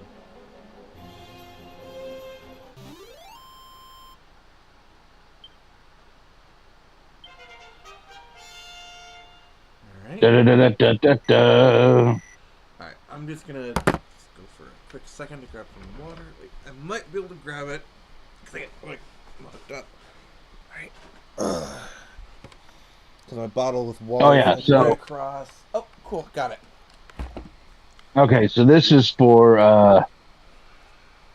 Mr. Press. Did you read that conversation I kind of mentioned you in the other day? Maybe. On Twitter, X, whatever it is. I don't remember. I vaguely remember you tagging me in something. Okay, so there's a guy on my Twitter that is he's kind of a scaredy cat. Like, he's scared of everything, and he's scared of, like, being either canceled, or he's scared, like, cops are going to show up at his house for doing stuff. Like, he always asks me questions about stuff, and I'm like, dude, no one's going to come after you. So he was asking about emulation, and he was afraid that the feds were going to show up at his house. No. Shigeru Miyamoto is going to dress up as a ninja and personally show up to his house and give him a 3-hour lecture. I mean, I'm expecting that to happen for my Majora's Mask playthrough. Miyamoto shows up in chat and just says stop. All right, so let me read you the conversation real quick. All right, so he goes, and I feel bad for him, but like, the thing is, he's like, he reminds me of like that scaredy cat companion in every like cartoon. You know, he's just like, well, I don't know, like reminds me of like Cringer on He-Man, like. I know. Yeah. So he's like, okay. So he goes, there are a few questions to anyone who plays emulated video games. What's your secret? What makes you confident that the law enforcement won't catch up to you? How do you do this and keep a job and raise a family? What? Because I don't understand. What? Yeah, because I don't understand. And so I said, I've never heard of law enforcement doing anything about people playing emulated games, so you're fine. No one's going to come after you. It's too much trouble. So then he links me a thing about piracy or whatever. I didn't even read it, but he goes, I want to believe you, but then I remember watching this video where this guy mentioned 2 instances of pirates having their homes raided. And I didn't even watch it, right? So then I responded, then never go to the beach because sharks, and also don't go outside because you might get struck by lightning. Yeah. I said, do you realize how many people stream publicly on Twitch using emulators? I said, hell, I'm part of a live stream every Saturday where at the Phoenix Press, where we stream using emulators. You will be okay. Yeah, on Tuesday. So then he responds, literally after I think one of the live streams, I deliberately streamed Nintendo games as an FU to Nintendo or something. Yeah, so then he says, right now I only have a cell phone as my main, quote, computer, and I don't want it bricked by using emulators or ROMs because of the provider's TOS. Okay. Does he have maybe an I'll iPhone try or to, an Android? I don't know. Well, it's actually maybe it doesn't matter now. iPhone loves Android. Yeah. Maybe I'll get another computer to do that, but then I would have to get a VPN, and those aren't fail safe. And I wouldn't be able to tell anyone here because I don't want to risk violating the TOS. I'll try, but I'm extremely scared. The big reason to have a VPN is if you do pirate like torrent, you'll get letters from your company being like, "Hey, warning," and they threaten to remove it. It's kind of a better safe than sorry. So if you do a VPN, you don't get those notices. Yeah. And then I just said, whatever. I stopped the conversation because I was like, there's no talking to him. So then he sends me a DM, right? And he says, hey, I'm sorry about earlier. I know I keep going back and forth about sailing on the high seas. I'm just worried about making my family homeless over it. Dramatic. Jesus crap. Yeah, I know. I've even explained my dilemma to our piracy. What? Is this guy just trolling? Like this feels like a troll. He goes, I've explained my dilemma to our piracy, which is on Reddit, yeah. Reddit.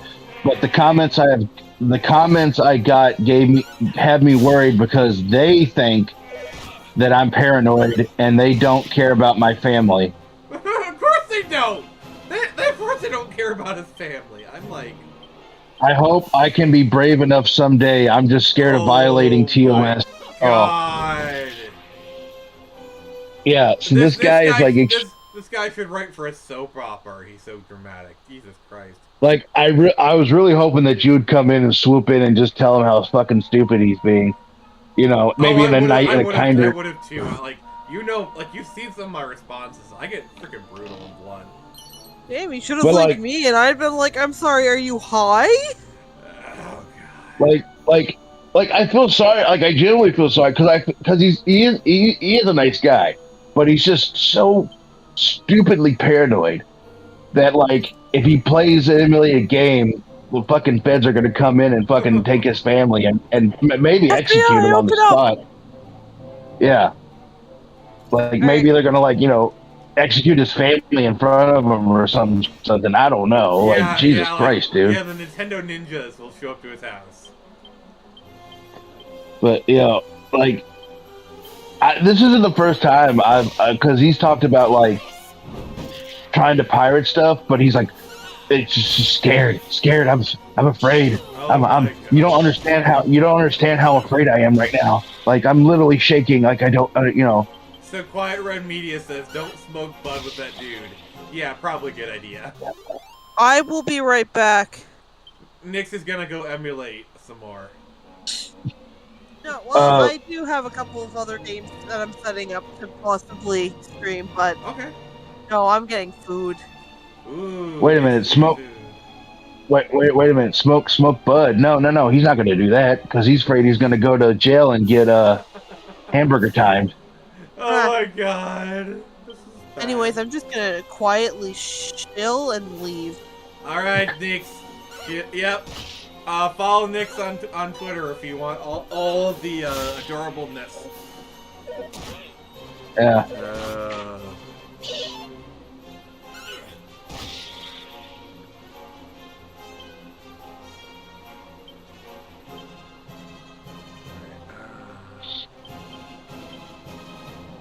But yeah, like he kind of reminds me of Tom from the Boondocks.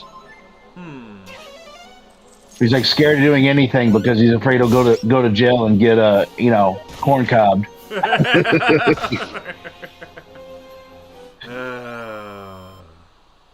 Like you guys can smoke weed all you want. I'm not the one that's going to get corn cobbed in jail. Well, like Jesus Christ, dude. Well, the thing is, in Michigan, it's legal, so I'm good. But like that's what I'm saying. Like, is this?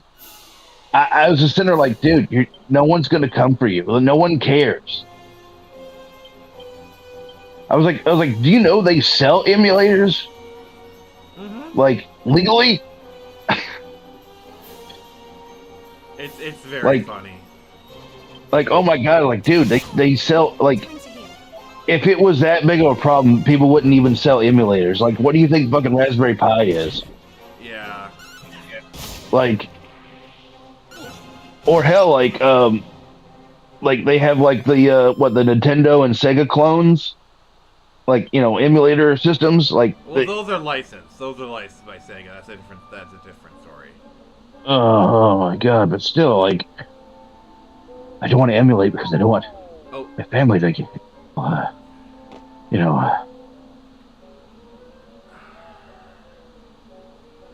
want to believe you. This guy just saw it sounds extremely high strung. He is like that's not the first like instance I had. Like there was one where like he wanted to get like I think get back into drawing, but he was like scared of like what people would say on Twitter. I'm like, dude, who gives a crap? Yeah. He's like, I'm afraid I'll get canceled. Canceled for what? I don't know. I'm saying. Like, okay, you I just. I just want to read it again, just because it's so funny. It's just. What makes you confident that the law enforcement will catch up to you? How do I do this and keep a job and raise my family? Oh my god! Shut up, dude. It's like, okay, here's what you need to do, sir. You have a wife. You take her out to dinner. You give her a good night. You have the kids as a babysitter, and then you go home and you fuck the shit out of your wife. You have a really good time. You both enjoy it, and then relax, sir. Okay? Sorry. Please. Please, for the love of God, go sleep with your wife. You'll feel better. God dang it. Oh my god. Oh. I feel like I've known this person. I've known people like that. Hey, you know what? If I'm not like I said, I'm not gonna say their Twitter name because they are on Twitter. Don't dox people them. in this. Dox them. That's what I'm saying. I'm not gonna dox them, but I'm saying people on this. People in this chat, people in this stream might actually be friends with them on Twitter because I've seen He's friends with a lot of people. Hell, I might be friends with him and not even know it. Who knows? That's what I'm saying. You actually might be. Yeah, he actually might follow you. But like, yeah, like, because I've seen him here and there. Oh my god! Sorry, the one thing I really, really, really don't like is they oftentimes tend to just gang up on one character, and now I gotta go all the way back to the church. Sorry, I'm kind of pissed right now. No, it says followers, you know. No, none of you are. But I'm just like, dog. No one's going to come after you. Yeah.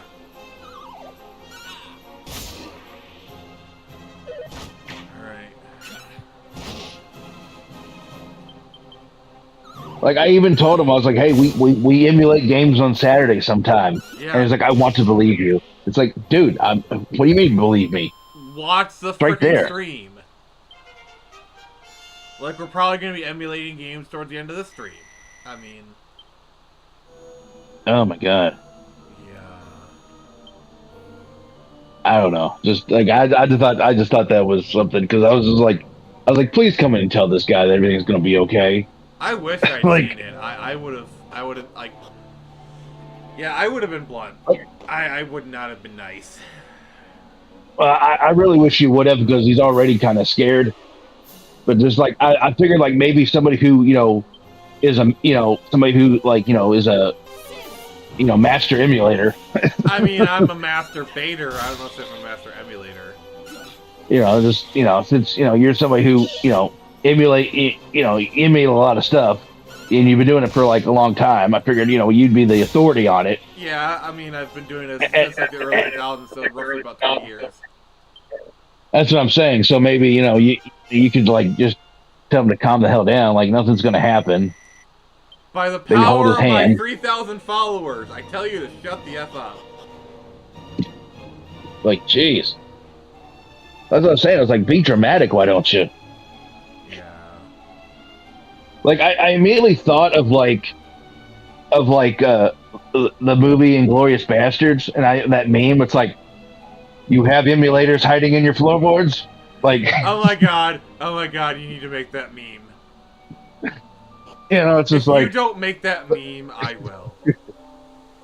And, by the way, when you do that, I'm gonna put Miyamoto's face on the guy's head.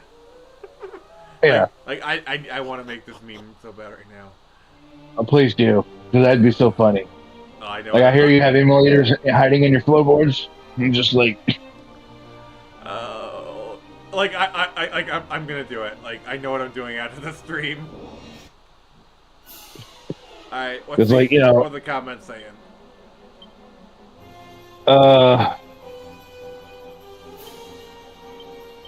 Black River Kai says, tell them they a bish. You a beef. And then Quiet Red Media says, dude, tell this MFer to try emulating a PS4, then get worried. No, just like, okay, Switch emulation is a bit dicey at the moment. I will grant you that. That, like, what if you're playing Super Nintendo games? No one cares. Yeah, no one's gonna come after you if you're playing a 30-plus-year-old game. Now, I will admit, Switch emulation is dicey. Like that. I mean, you're not gonna get in trouble for playing it, but if you're making a Switch emulator, Nintendo has your number. Yeah.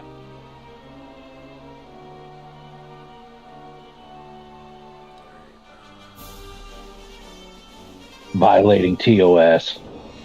Who cares about TOS? TOS can suck my BOS. Oh, okay, I lost the plot there.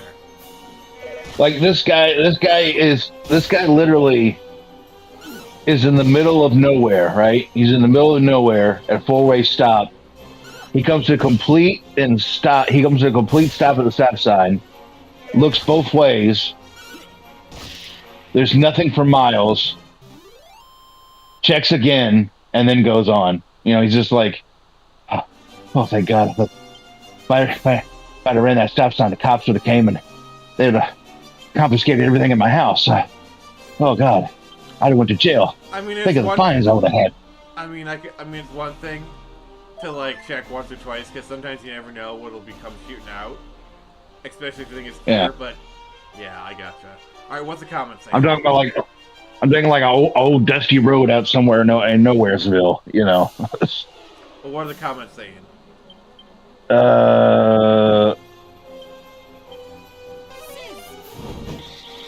Go right up to after Nick killed.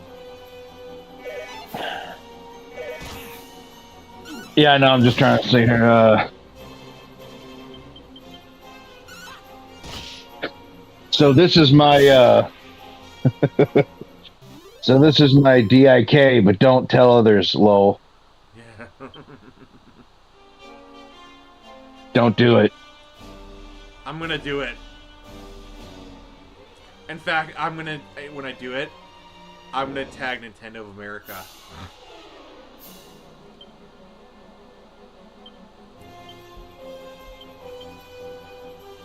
Yes, that's how much of a badass I am. I did tag Nintendo of America in a post they're most likely never even gonna look at. Yeah.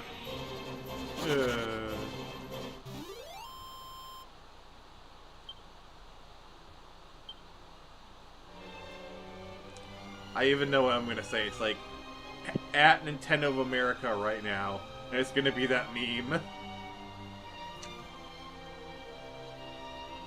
Oh boy, oh boy. Oh god, I can't wait. I'm actually really excited to do this meme. Oh crap, I should have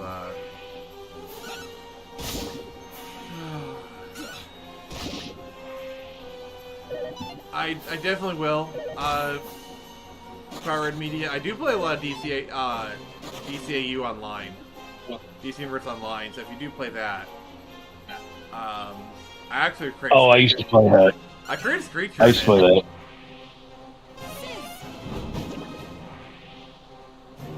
I used to play a Green Lantern in that game. I loved it. So, what rare card did you get, Black River Kai?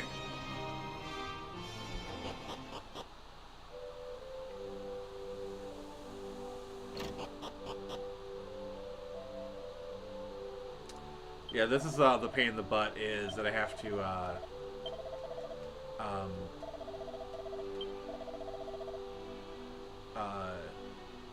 if a character dies, I have to go all the way back to the church to do it, and they're gonna save in the church.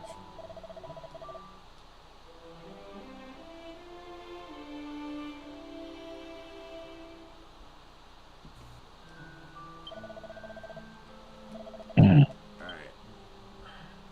Well, I'm here. Oh, a 3-star Charizard EX. Nice, Black Reaper.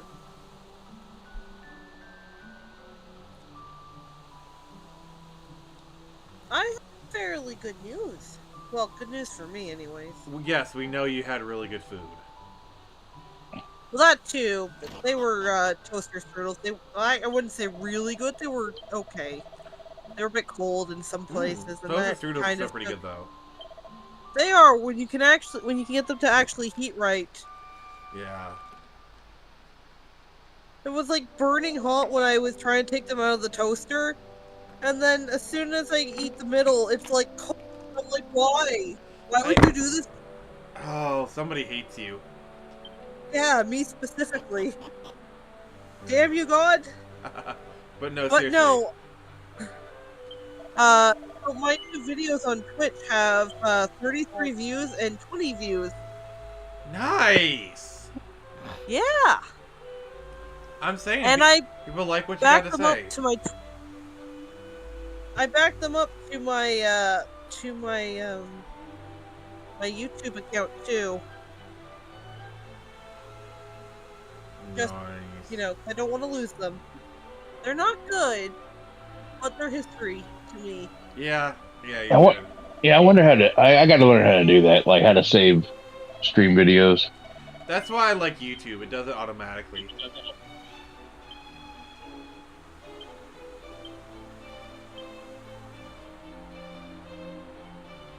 Well, right now I can only stream from my Xbox, so I gotta like That's why I can only do Twitch.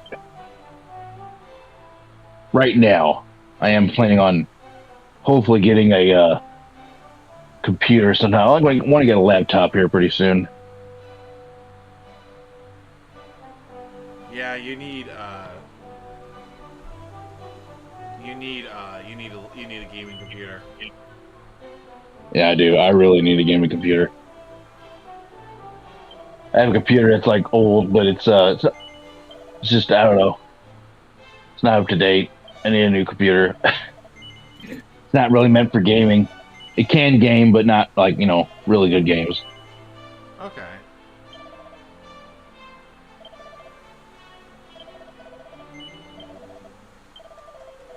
Sure, Black Reaper. What about Black Reaper?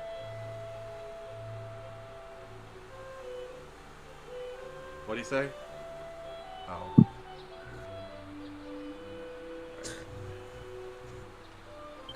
But also, tomorrow I'm probably gonna do part 3 of the stream. Nice. I was gonna hold off until I got better, but then I was like, but I yearn for the fields of Termina. Yeah.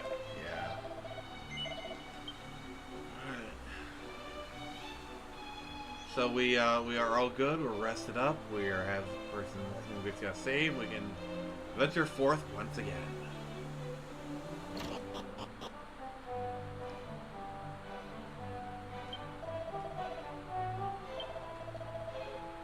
All right.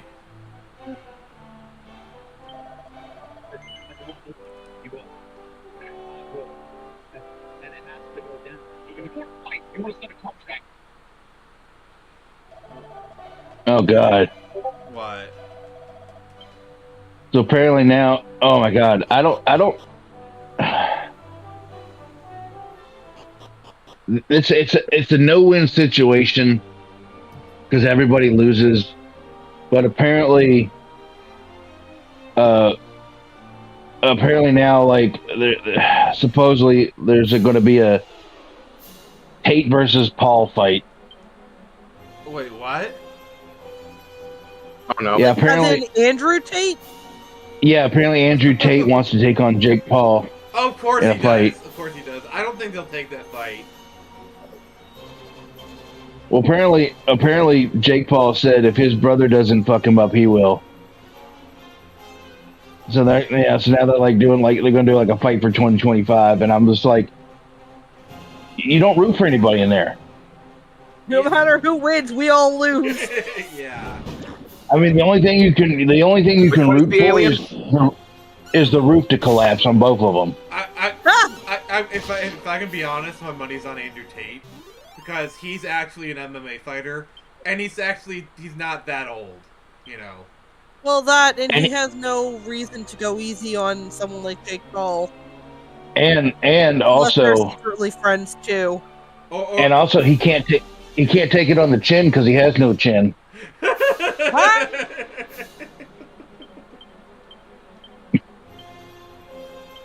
Have you seen him without a beard? He looks like Golem. See, for so long, I know a lot of women have called beards man makeup, and I've been so against it.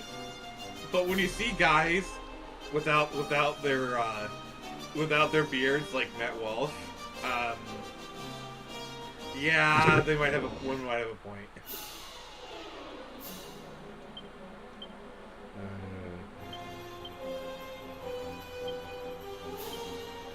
But yeah, I really hope that fight doesn't happen.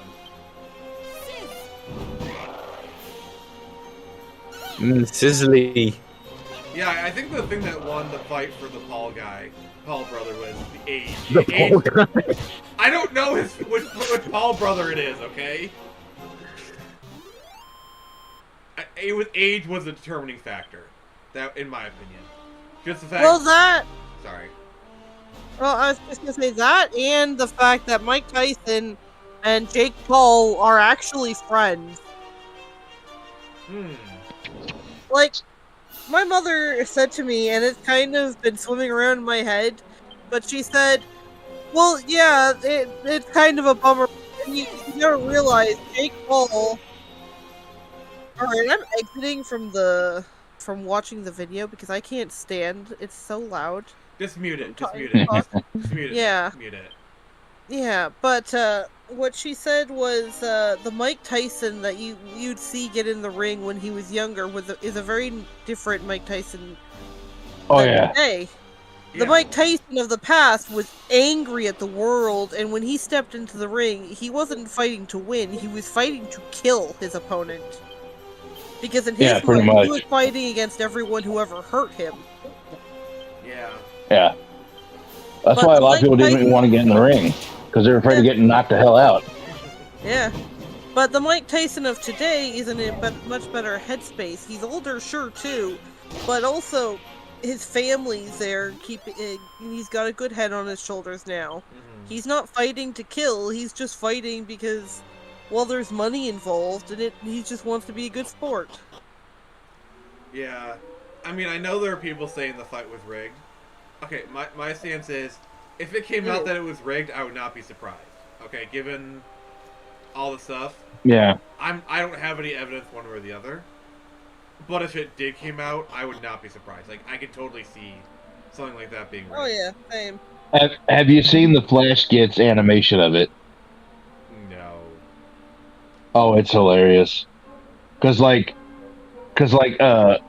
they show like Mike Tyson going crazy on top of Logan Paul or Jake Paul, and then like all of a sudden Logan Paul comes out like a wrestler.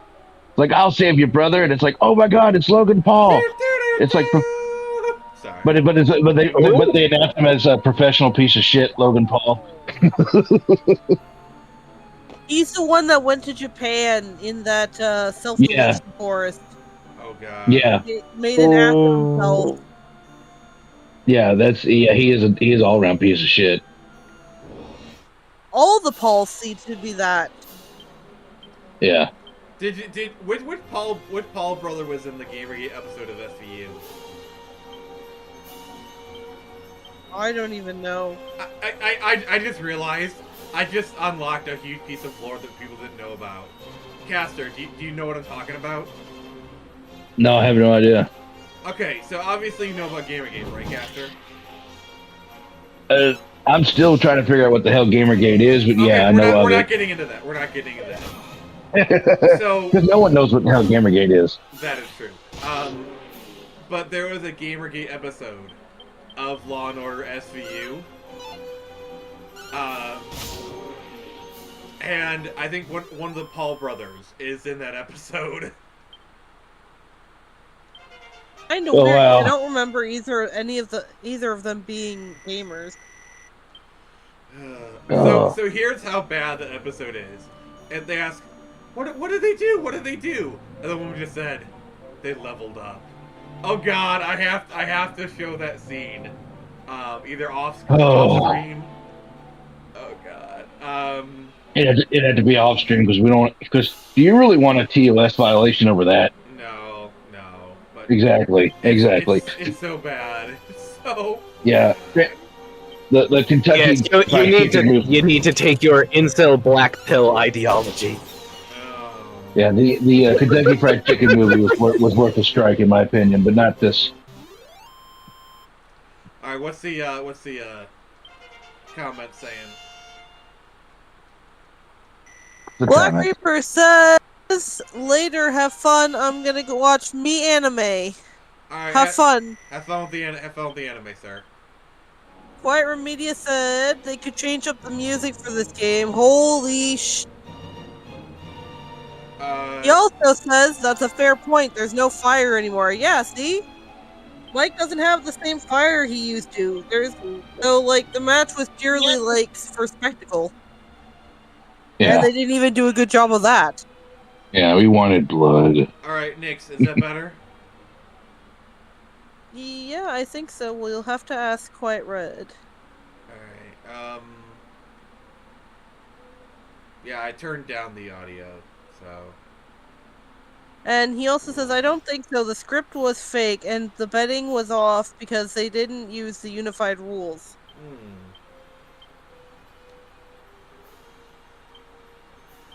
Alright.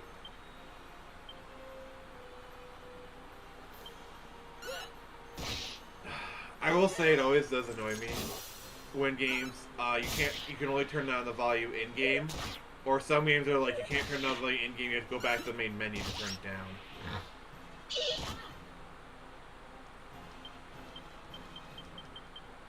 But yeah, this should be better.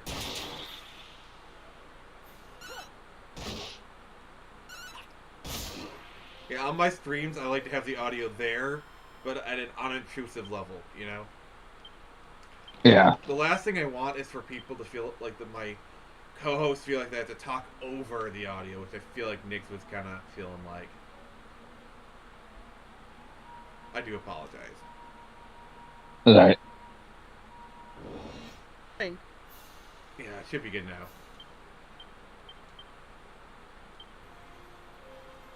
Alright, what's Quiet Red saying?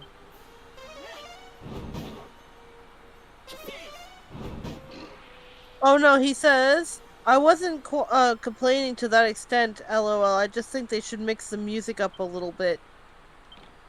How so? I'm kind of curious now. Probably like have more than 1 or 2 songs playing. True. Once you hear the same melody more than 4 times, you start to go a little crazy. No TV and no beer make Homer go something something.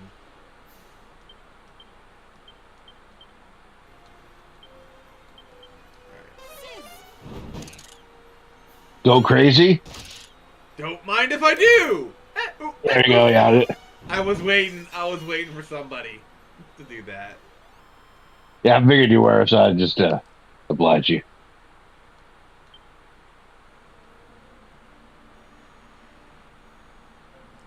Yeah, I think the aim of this remake was let's remake it, but try and preserve as much of the essence of the original as possible, for better or for worse.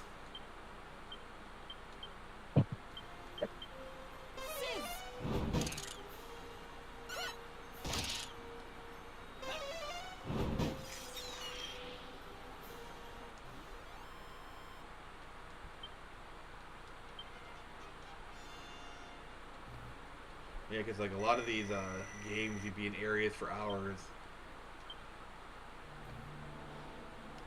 I think that's why like video game music was so good back in the 8 and 16-bit era, because like, well, you're gonna have to listen to this for hours on end, so it better be a banger.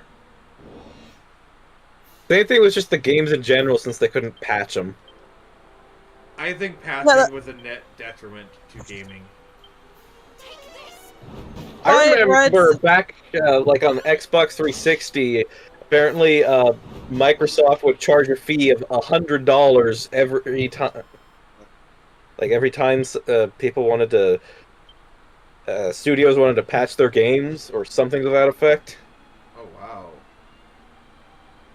Quiet Red says, "Yeah, the same battle music over and over is monotonous," and he also says, "I agree fully." Alright. Well, the music is lessened now. And if you want me to turn the music off entirely, I'll do it. Just gotta let me know, guys. Well, I mean, you know, that's just the nature of the beast when it comes to RPGs. You just got to get used to it, you know. Yeah, I'm fine with it, but I understand what people are going on about. Oh, I know, but I'm just saying, but, you know, that's the thing, you know. That's the way RPGs were. Yep. So, I mean, you just for the cookie crumbles. This is how it used to be. Yep. Funny, because when I was first trying to get my first stream going, and I was like playing Majora's Mask, I had it running the opening over and over again, and finally it got so bad I was like, okay, I love this. I love the opening, so nostalgic, but Jesus Christ, if I hear it again on repeat, I'm gonna have to blow someone's brains out. Yeah, why did you let it repeat? It was repeating because I was trying to like figure other stuff out, and I was letting it go to make sure it was like gonna run. Quiet, I appreciate the sentiment, but you're a viewer on my stream. I want to make sure you have a good time, and if the music is too loud, Well, usually I go by consensus. Like, if multiple people are saying, "Hey, the music is too loud," then it's probably too loud. Let's just turn it down. And that seems to be the case here. Like, I had some of the co-hosts say it, so like, yeah, turn it down. Oh, no big deal.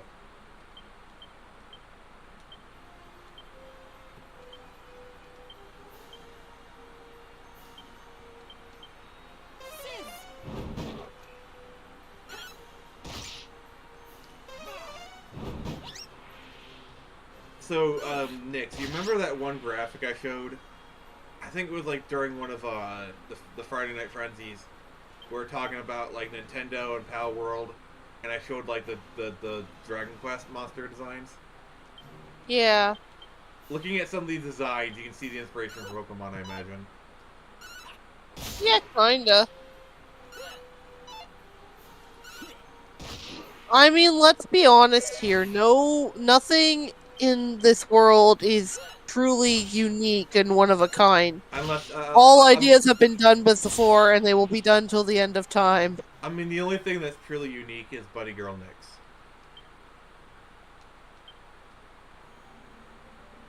Maybe. Maybe.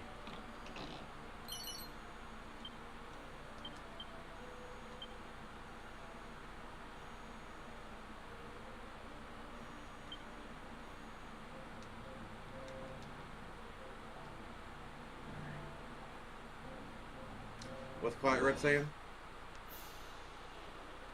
He says, but yeah, patches ruined good game releases, in my opinion. Yeah. It allowed for unfinished releases to be the norm. Yeah. Yeah, the whole we'll release it now and patch it later mentality. Yeah, like in a way, you could say something like Sonic 06 was ahead of the curve. This hadn't been normalized yet. Yeah. I think that game's released in far worse states, and that's just been accepted as normal. But people just still dunk on Sonic 06 for less. Yeah. Sonic 06, outside of maybe Shadow and Silver's quest lines, also had a fairly bad story. Some aspects of it were good. Others were really bad, especially with the princess. She wasn't, not just because it was a human love interest for Sonic. I can let that slide, because remember, Sega was going to give Sonic a human girlfriend right from the beginning. They scrapped the idea, but it was something that they considered and were going through with for quite a while. I mean, far weirder. Ever watch Fire Breather? No. No.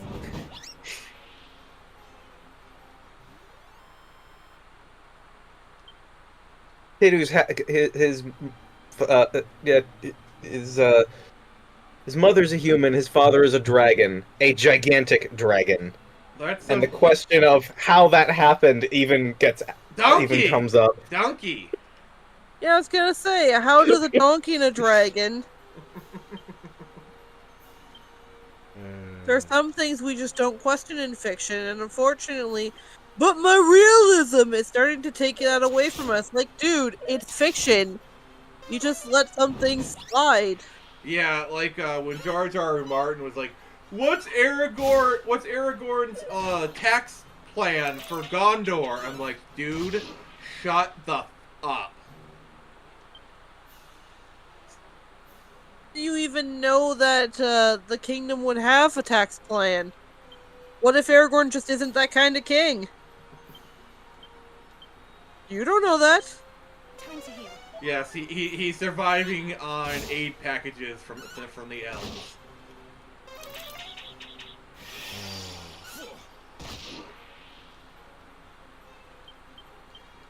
No.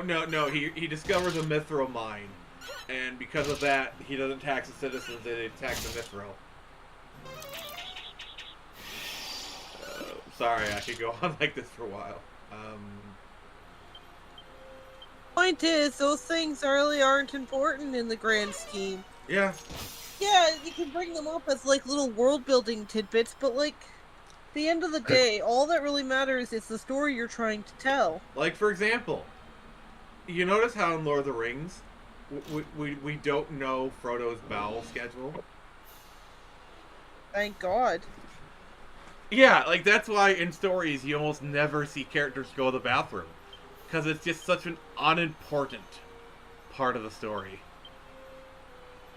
I guess you could say it would make for a shitty scene.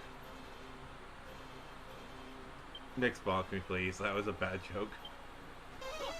I see you're just taking the piss out of what George R.R. Martin said. Oh my god, enough with the potty humor. And a third for each he is. Yeah, there were some really crappy jokes, I'll admit.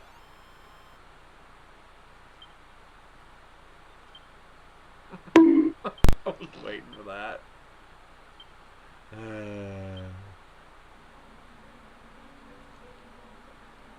Alright, let's, we're almost out of here. Alright. Like, I don't understand why current generations find it so hard to be able to suspend your disbelief for some things, but not others. Yeah. Like, because for certain things it makes sense, and it makes sense with the world. Other things don't.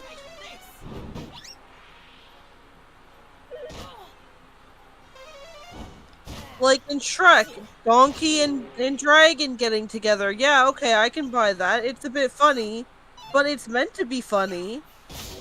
But then they also have a really cute relationship, and they clearly care about each other.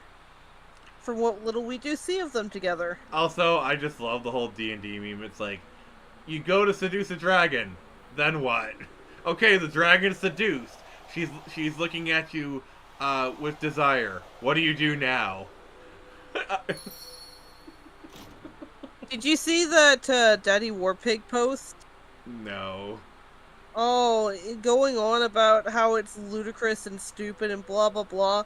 And the person that I reposted is agreeing with him, saying that it's asinine and yada yada, and I'm like, see, these two fine specimens are exactly why I don't play Dungeons and Dragons, because you always run the risk of coming across people who have no sense of humor, or fun, or adventure. Exactly. No, it has to be done by the rules, guys! Rules lawyers. Wait! Don't do anything silly now! Can I do something frivolous instead? Like, he even brings up the fact that dragons are too big and would not have the required parts or the desire for humanoid characteristics. And I'm like, if Shrek can have a donkey get with a dragon, I think we can just all, like, chillax. I mean, if you wanted to be like, okay, the dragon takes on a humanoid form. That's what they do it in. Okay, problem solved. Cowards. I mean, you could, but you're a coward. And I'm gonna call you out for being one. Any unusually friendly monsters on your travels? That would actually be kind of like a funny thing, where it's like, you sleep with a woman you go on an adventure with, then like 9 months later, you find out you have a half draconic son or daughter. Wait, she was a dragon? I slept with a dragon? Didn't even know, like, that just sounds like a great storyline. There are some in this world that hold ill with this slime. There's Japanese folklore like that with Yuki-onna. At any rate, and Kitsune. upon myself to look Oh, after yeah. as many of these cordial I mean, what does critters the as I fox can. say? They kind of go. Nix, you know what to do. Like, I don't know why that was even a thing. Like, you can easily look up what noises they make. I haven't introduced, though I'm sure you've probably pegged who I am. It's not some mystery. The one and only Monty the Monster Monitor. You do know me, right? I know you now. Good to hear word of my work has travelled far and wide. Listen, would you mind if I asked a favour of you? Should you happen to find any friendly monsters on your travels, could you send them my way? Sure, I'll consider it. I don't have much, but I'm sure I can find... As it happens, there's a monster arena. Yeah, like in the nearby monster stuff town with of Dragon Quest Remeria. didn't come in until I think There, like 4 or critters 6. of the Karma persuade. Do stop by if you have the time. You're likely... Now farewell, kindred soul. May the...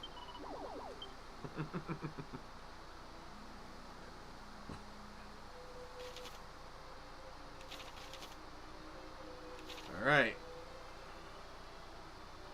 I can wrangle monsters. I'd rather ranch monsters. You know, because monsters rule. I doubt anyone actually got the joke.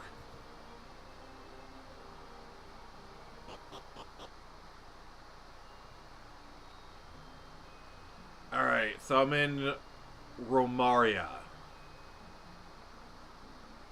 It's pretty, doesn't it?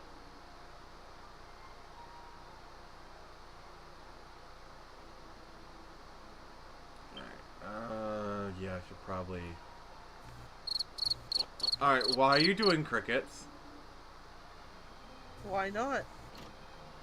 Nix. Crickets are nice. Yes, but they're also a bit savage. I could go with the duck if you like. I mean, it's not all it's cracked up to be. Yeah, that sounds about right. It's a duck with a horn. A duck horn? I have that sound gives me PTSD. That wasn't me. Who did that? I know it's not Jared. Jared is literally not in this call. Like, he can't join the call, so... Who did that?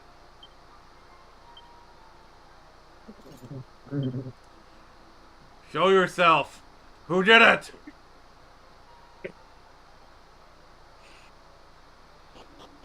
Who's horny? Like, there's one thing, like, slimes. Kind of funny how slimes have become, like, the, your most basic monster. Yeah, they're the Pikachu of Dragon Quest. Well, no, I mean, like, in basically any fantasy game or series that has monsters, slimes are, like, the very first enemy you'll fight. The easiest enemy, but, like, if you think about it, in a lot of series, they can be pretty horrifying because a common characteristic of slimes is that their slime is very, I want to say, corrosive. Huh. Well, I think you that's can thank you can thank the series for that, Yeah. making slimes like the quintessential like easy, easy monster. Like, think about it though. They're small, sure, but if they catch you inside of them, you'll be bones before long. Giggity. Yeah, my mind went there too. No, but I mean, like, as in, like, they'll melt the flesh from your bones. Would. Still hot. Would. No. Be the Yeah, last no. time, but hey. Terrifying thought. And they're just, for a lot of character babies' first monster. Yeah? Yeah.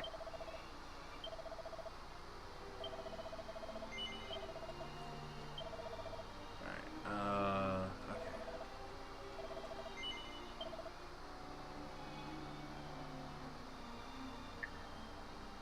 So there's a meme here about in Lord of the Rings, Aragorn is actually like in his 80s. Yeah, because of Blood of Númenórean or whatever. Yeah. So there's a meme here where it's talking about him being 80, and then all of a sudden here comes Jake Paul. He goes, "Fight me." Oh god. Aragorn. I saw that with Joe Biden though. I've seen that meme with Joe Biden. Oh, that's funny.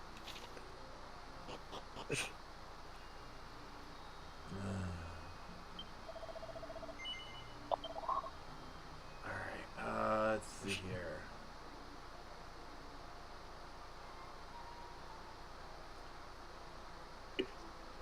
by a turban. So, Ocarina of Time ROM hacks are kind of becoming my new obsession. Oh, really? Specifically horror ones. Yeah, there's surprisingly quite a few fairly good horror-themed ROM hacks Hmm. for Ocarina of Time, and I've been watching this one guy play him. I'm not too fond of like his commentary or gameplay, but just seeing these in action is kind of really cool. Oh. I need to sell some stuff.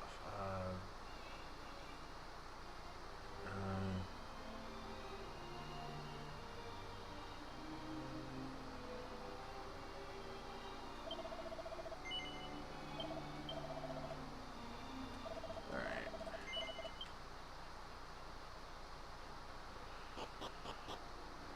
Needed to get some money for the inn. Oh, Also, I just want to go back to the Mike Tyson fight from yesterday really quickly. Did anyone else see the portion they were doing behind the scenes where Netflix gave us a shot of Mike's basically Bare naked ass. ass? Yeah. Yeah, it's making the rounds already as a meme. They've seen his black ash. Sorry. I'm sorry. I couldn't help it. I couldn't help the joke. The joke was there. I try not to make fun of his list. Honestly, I'd feel bad about it. It's really not that bad. I had a very sweet, very kind older woman that I had a conversation with once ask me if I had an accent and if I came from Nova Scotia because I have a very certain lisp on some of the letters I say, and I was like, no. Made me very self-conscious about how I speak. See, what's funny about it's how Canadians produce O sounds that really remarkable. Like when you said no, I could hear the Canadian accent coming out.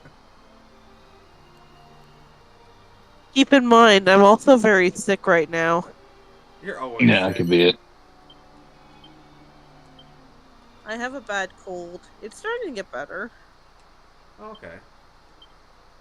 So now there's a bunch of memes here on Twitter talking about like Jake Paul's next opponent. It says breaking: Jake Paul announces his next opponent will be Emperor Uriel Septim. Yeah.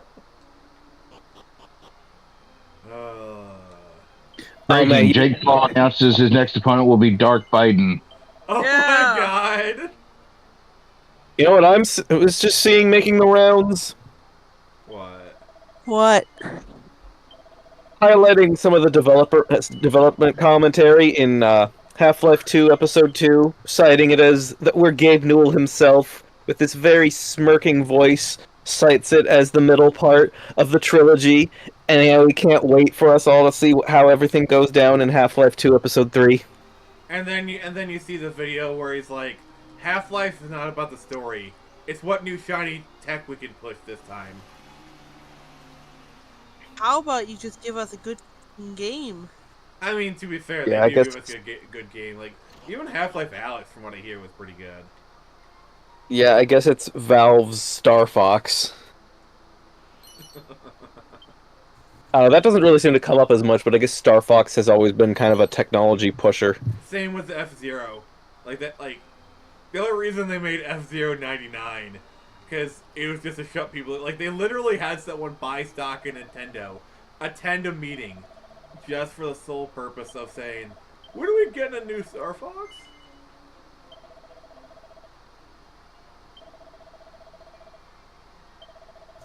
Just you wait, that's gonna be me when I buy up a large sum of stock from Nintendo, go up to Shigeru Miyamoto and be like, bitch, where is my good, lore-accurate Majora Mask remake? Come on, man! And they're like, and he's like, who are you? It's like, he's the majority shareholder of Nintendo Japan. We don't know how I would. We don't know how she she bought money. up all the stock, but somehow she is Nintendo now. It is Nintendo now, actually.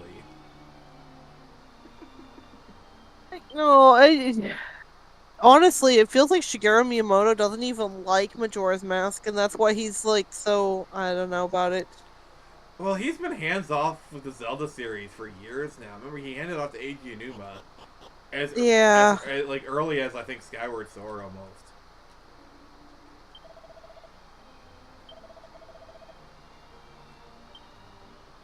The way they flubbed the 3DS remake will haunt me forever. You and a lot of other people.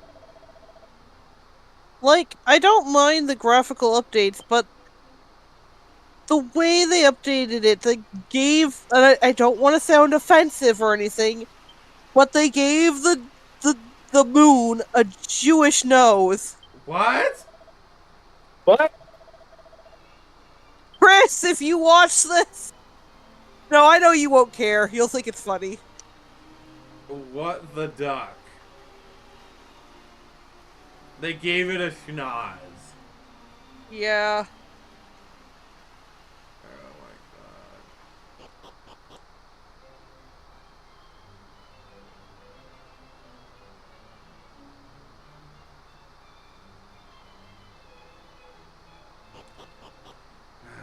Nix, I think you would agree the graphics in this game is incredible. Yeah.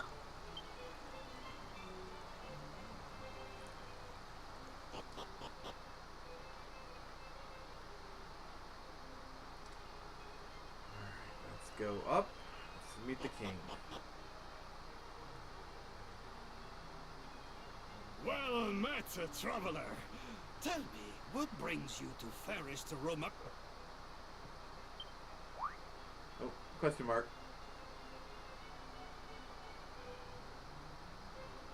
I'm going to share something in the. I see. I'm going to share something in the Discord. Please forgive me. King sent word that you were Nix, on a get your bat ready. great importance. Just everybody has to see it now that I have. Oh no. Huh? Let me, I guess I'd go to Twitter for this. Ah, it is an honor to at last meet the scion of our taken. What? Oh, yeah, I've seen those in Walmart. Yeah, I've literally seen them on store shelves. Now, there is Ah. something that despicable brigand Robin Hood has stolen from us our most sacred Mystery surprise? Oh yeah, I've seen these before, unfortunately.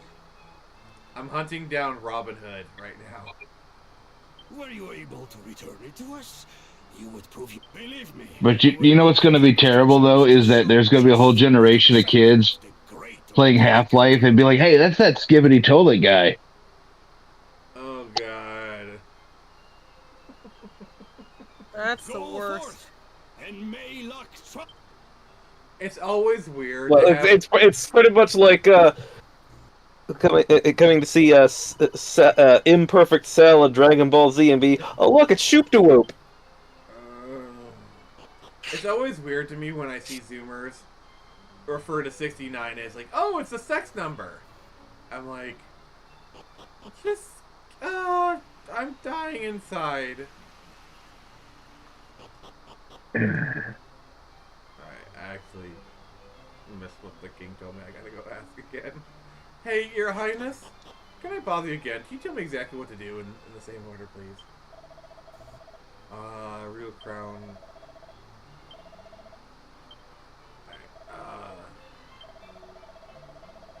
The desert south of Romania, okay.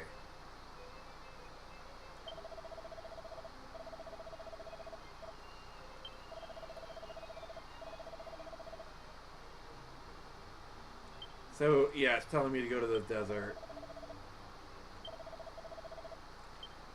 So, I have to comb the desert?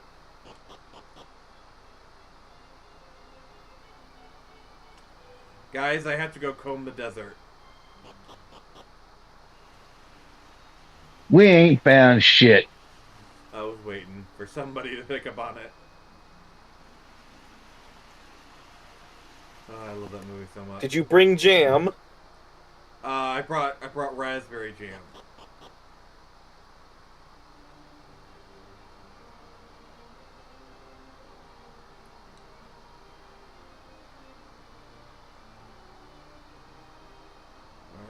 So we're going here. Oh. At last we have tracked down those banditti. First, we will make our way north to the village of Cori before heading to the old tower. Now march, Cavalieri! What accent is that? They're trying to do like a very weird Spanish accent. Ah, scusi. By any chance, would you happen to have come from... Oh no, excuse me, it's Italian. Oh, scusi! Boo! I was gonna say, I don't think he's doing Spanish so much as Italian. Close enough, though. Well, I meant like, you know, European Spanish, but it's close to Italian. Exactly as he described. I had hoped for some help tracking down our King's Crown. You see, it was recently stolen. As a result, the outpost that leads to Portoga is closed until further notice. Mi dispiace for the trouble. I am truly sorry. I know this will not... Mamma mia. The outpost will be open soon. Mamma mia. We believe we have found the hideout of the Wait, thieves. okay, so this is a fantasy world, and he just used scusi. Sounds like those Yes. ruffians are in Is the there a town in the fantasy northwest. Italy? The one that's just over the mountains. Oh, that's like how Yes. that reminds me of on the Mandalorian when they got Bill Burr on the Mandalorian, and he used a Boston accent, which implies the existence of Space Boston. This gets me to think how, like, in the Sonic series, there are all these XPs of real-world locations. You got Alaska and Spagonia and Central City and all that. Just all these fictitious places loosely based on real-world locations. But there is one lone exception. Japan exists in Sonic lore. Of course. Yeah, it is just offhand mentioned by, like, a gun soldier or something in Shadow the Hedgehog. It's kind of like in DBZO Bridge or Space Australia. Yeah, well, in the English dub of Dragon Ball Z, Jace from the Ginyu Squad has an Australian accent, and I don't remember now if it's just the guy's regular accent or if the guy was putting on a voice. But it's like, well, yeah, why is he the only one on the team with an accent? Because he's from Space Australia. Everyone has an accent. It's just like Australia. If you speak, you have an in accent. Space. Well, true, but like, you know what I mean, Lug. Space Dingo, eat your space, baby. Not really.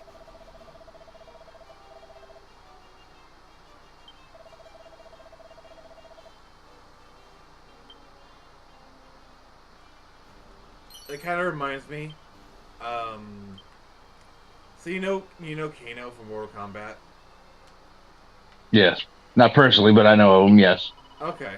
I was gonna say, he's not like someone in my life, but I know of him. So in the original version, he was more Asian. But in the movie from the 90s, they gave him an Australian accent. And it kind of stuck. Or the best. Australian asshole Kano for the win. Yeah, and Yeah. And I'm sorry, he was like the best part of the movie from 2018. Oh, Kano wins, you fucking beauty.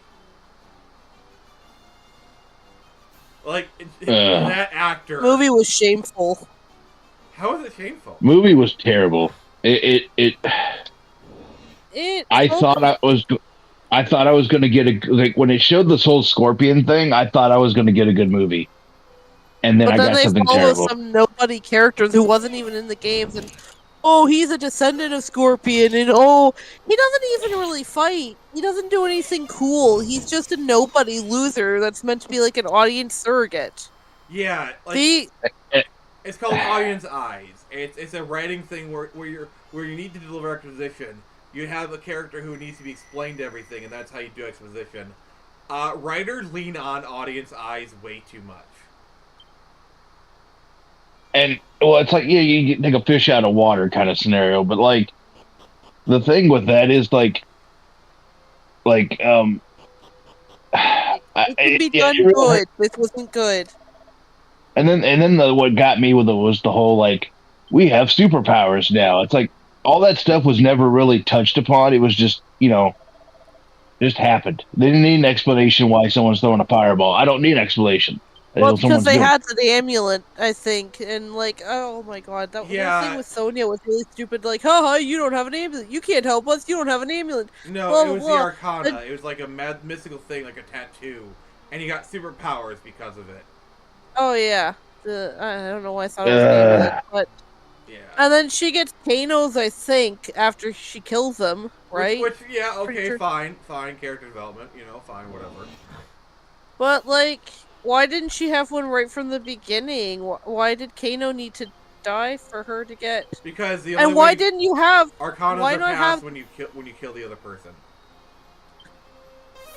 But also, why not have that whole thing between her and Kano? Like, I don't even think they mentioned her partner. In him killing. In the original movie from the 90s, they did. It was there. It was her character motivation. Is they killed his partner. Also, the 90s movie had a way better Raiden. Yeah. They hired Highlander. Oh, so you knew we'd be able to win? No, I had no idea, but that's what's great about you mortals. You're so unpredictable. The way they look at him like, oh shit, he expected us to die. What the fuck, man? Like, I'm sorry, the guy, Connor McLeod, played that role so well.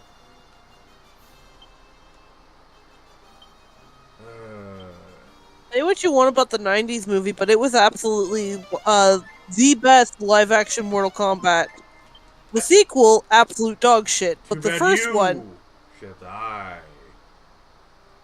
Yeah, the I went and saw, or I didn't. I rented the sequel, and I'm sitting there scratching my head of why it's so bad. Like, I'm sitting there going, "Wow, the first movie was amazing, and this one's like just dog shit." Yeah.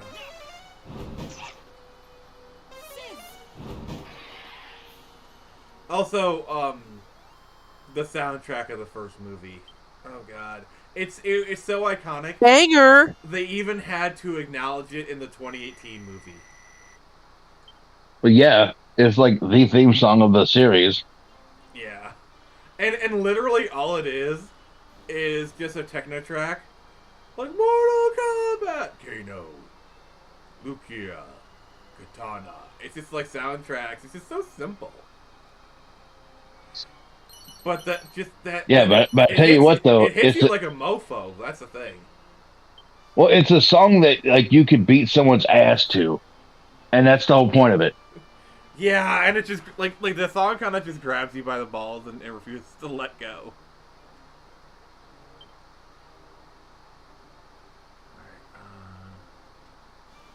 And people pay big money for that too, you know.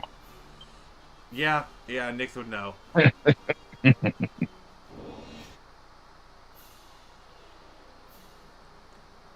Oh boy, oh boy. Turns all party members to steel. Remember them invulnerable but immobile. Okay.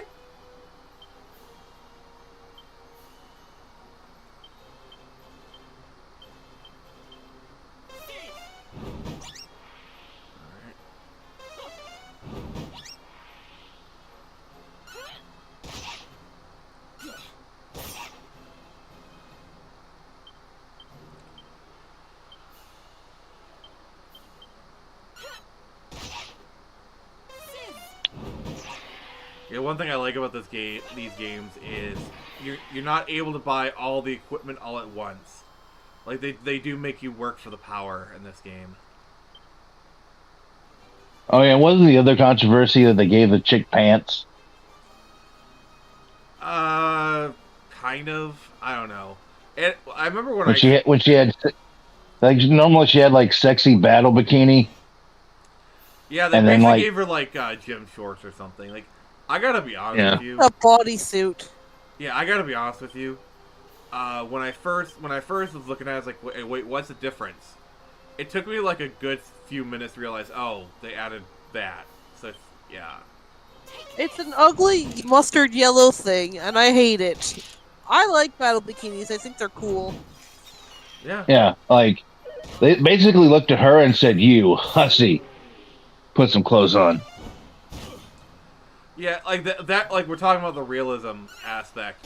That's definitely where like the chainmail bikini warriors like okay, yes. I get it. It's like not as much armor, but who the frick cares? It looks amazing. But see, guys do that too. Like, how many barbarians are walking around with like a with with a fur underwear on?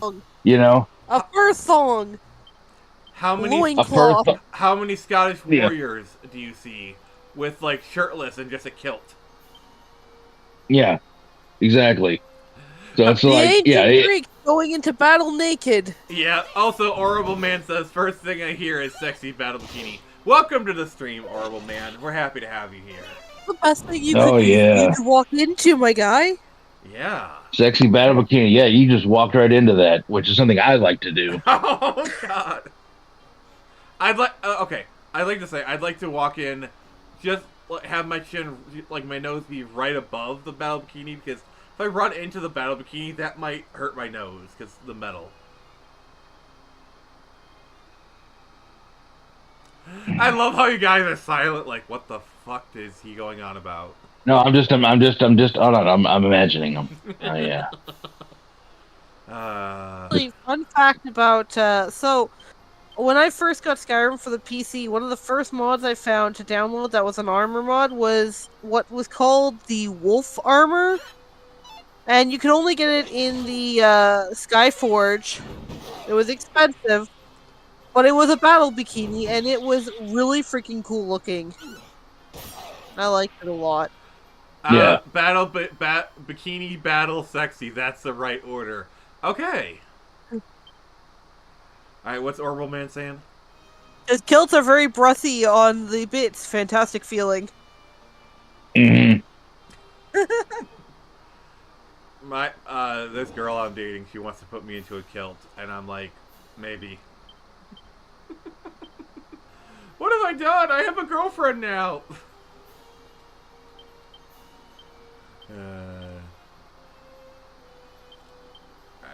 But you hear like the argument of like girls talk about like, oh, why do I have to wear a battle bikini in a fantasy game? It's so unrealistic. It's like, yeah, well, of course, it's the whole reason because we're trying to make this game. It's a fantasy. Oh yeah. And here's the It's thing: a space wizard. It's not supposed to be realistic. Isn't that the argument? But here's the thing, though. I've seen chicks with like full plate armor, and they still look badass. It just depends on, you know. I think to me, it's like depends on what the armor looks like. Yeah. You know, because I've seen chicks in full armor and they look fucking badass, and I've seen dudes in full armor look badass. But I've seen dudes wearing barely nothing, you know, in a fantasy setting, and they still look badass. You know, yeah. like the heat, like they basically are just like He-Man, and they look fucking badass. And I've seen chicks look that same way. So it's like, to me, it's like I don't know. It just if it fits the character. Yeah, for sure. You know.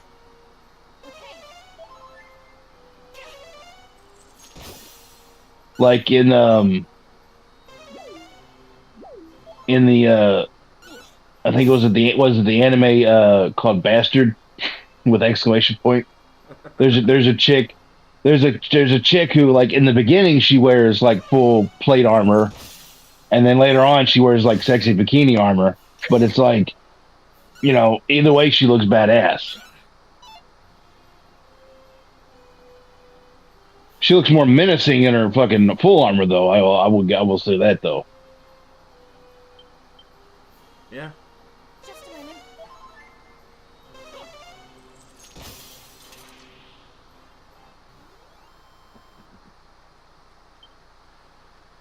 And the thing is, like, for all the people, like, oh, we shouldn't draw women being all sexy. Like, have you seen the way women draw women? Exactly. Like, have you my seen God, the way Japanese women specifically draw women? Exactly. here's the thing: we just like seeing sexy people. It's like I've said this before. Boobs are the. I can't believe I'm saying this on stream. Boobs are the great unifier. Men like boobs. Women like boobs. We all love boobs. Boobs. So, Yes, big old anime biddies. Nix, can you confirm? Maybe not all women and men, but Fair.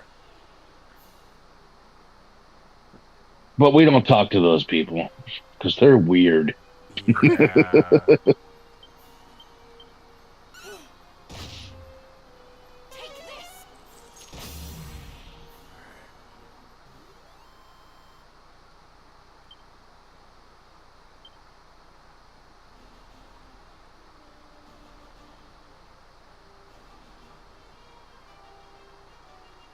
Alright, so we're in the mountains right now. I actually have no clue where I'm going. I'm like trying to figure it out, but like.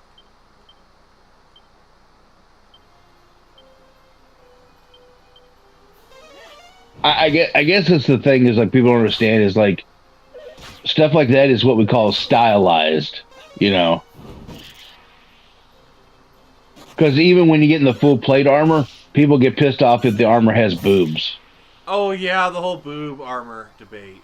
Like, there's actual boob armor in history. Like, you go to museums. I mean, hell, there's cock armor. Yeah. There's cock armor. yeah. Yeah.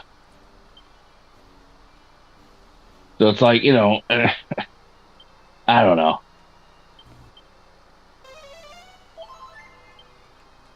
Again, it's people don't understand when it comes to fantasy, it's all form over function. Exactly. That's the thing.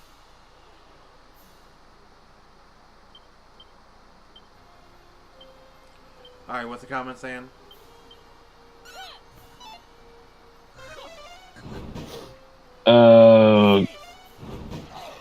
Babies lack the capacity to lie. Babies love boob science for the win. Okay. I mean, it's science. Boobs need armor. Yeah, they do. Yeah, you know what I'm saying? You gotta protect the idiots.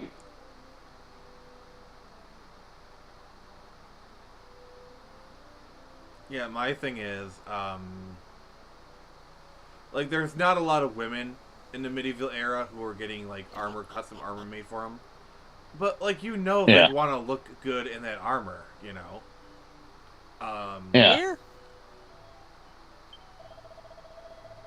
I mean, if you look at, like, most, like, fantasy armor for, like, dudes, a lot of it is very unpractical, you know? But it's made to look cool, you know? Yeah, like, I think That's the thing. when it comes to superheroes, you know, they're always ragging on Power Girl for that boob window, but, like, it's form over function. Also, she's a freaking Kryptonian. Yeah. Well, you know, even when they talk about, like, you know, the whole,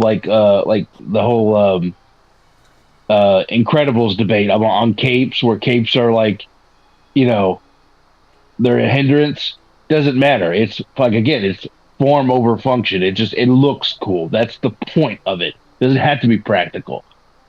And I think that's where a lot of people get hung up on it. Where it's like, yeah. Like, Well, have you seen many... It's a meme. It's a funny meme. Okay. Exactly. And then look at, like, fantasy weapons. Like, there's so many fantasy weapons that would actually be so impractical to wield. I mean, has anyone played Like, Monster Hunter? Exactly. Like, has anybody seen Berserk? No one's gonna wield a fucking 3 foot, 3 foot fucking sword. You know, it just looks badass. And the thing is, even Berserk goes out of its way to give a, like, grounded explanation for the ridiculously sized sword. It's because when Guts was raised by mercenaries, and they didn't have any child-sized swords. They just kind of forced him into combat at such a young age that he had to grow accustomed to using a normal sword that was way too big for him, and he just adapted his whole fighting style around that. And as he grew up, he just started using bigger swords that scaled up with his own height. And, Quiet Red Media, I don't know how many people I see on Twitter say, if cloaks were fashionable, they would wear cloaks. I'm one of them. Like, I would love it if cloaks are fashionable. Dear God, those things look cool. Oh yeah, I wear one all the time. Looks awesome. Yeah. Thinking maybe I should do that kind of thing I've been seeing, where people just get in a Superman costume and just start doing nice things. Oh, yeah. There's actually a charity. I have a Luffy costume. I could probably do the same thing as Luffy, but I don't know, maybe I should also try Superman as well. There's actually a charity group.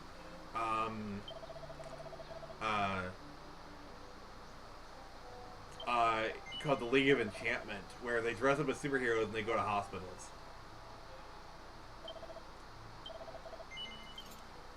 So most people look like a dork with a cape. Yeah, yeah, exactly. Most people would look like a dork with a cape.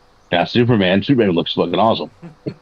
Also, Lando Calrissian looks amazing with a cape. Oh wait, well it's Lando Calrissian. Oh, that's Billy D. Williams. Billy D. Williams can rock anything. Yeah. Man, the man has so much. Man has so much riz. He can make anything look good. Oh God, yes. Nick, you're saying? I'm saying I like capes. I wear a cape. Well, it's a cloak, but still. I like shorts. They're easy and comfortable to wear. Okay, but capes are badass. I was hoping somebody would get the joke. I got. So I sighed. Okay, for anyone who doesn't know, that was a Pokemon reference.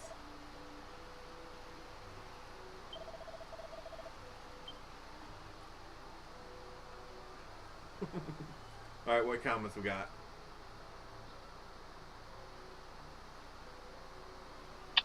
Dude, if I had money, I would rock a custom suit with a cape or cloak at all the damn time. Oh, yeah, that's what I'm saying, yeah. Yes, yes, yes.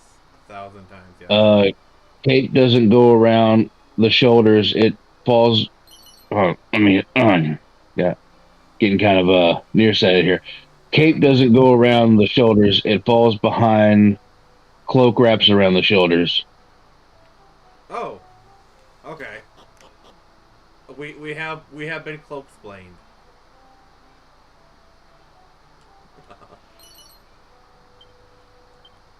Yeah, what's the difference between a cloak, a cape, and a cowl? I think a cowl just goes around your head. Yeah, a cowl is like something I think clasps around the neck.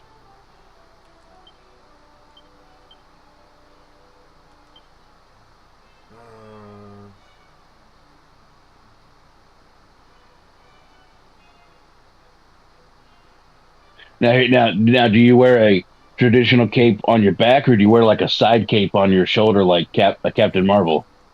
No. Traditional only. No side cape. No side cape. No side cape.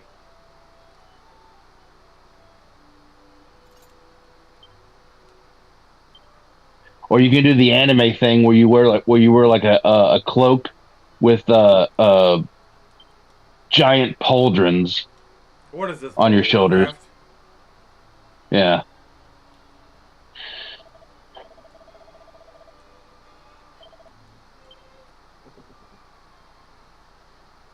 Oh, anyone who's played World of Warcraft, they had like huge freaking pauldrons on their armor.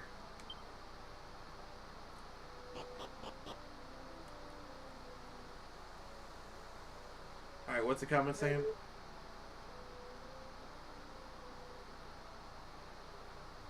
Cape is Dracula, cloak is Moon Knight, cowl is Batman. Yeah. That sounds about right.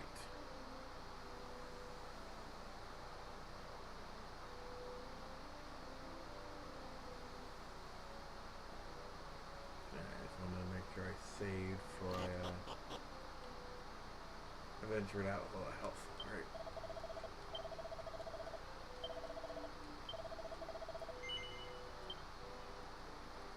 Alright. But yeah, I'd love a good cloak.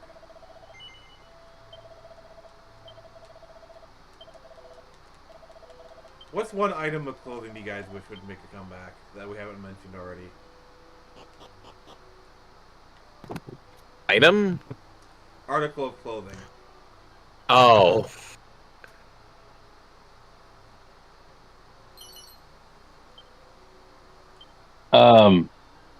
Goldfish high heels. Oh God, god! no. Oh god! Oh god!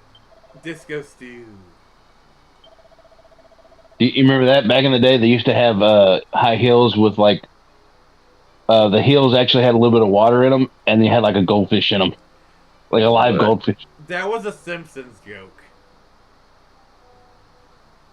That was a real thing. Oh. But the fish. How did you feed them? I don't know. One of life's great mysteries. I wish trench coats would like those like brown trench coats would come back. They never left. Oh, Nix, are you saying you're factoring forward? Well, I don't have a brown one, unfortunately, but I do wear a trench coat occasionally. It's more of like a cool greenish gray. Got Columbo vibes. I dig it. I should get a top hat. Yes, someone. Yeah! I think someone mentioned. Horrible man mentioned bowler hats. I would love for bowler hats to become popular. So yeah, as someone who normally wears a top hat, yes, go ahead and wear one.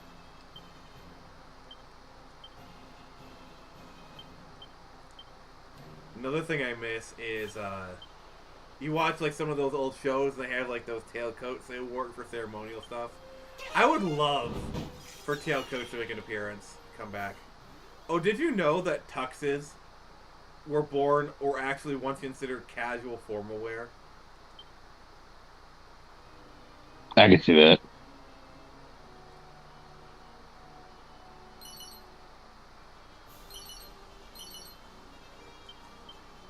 Alright, feathered cap. Big, fluffy Victorian dresses and stuff. That should make a comeback. That shit's classy. Yeah. Fuck. Yeah, I dig it.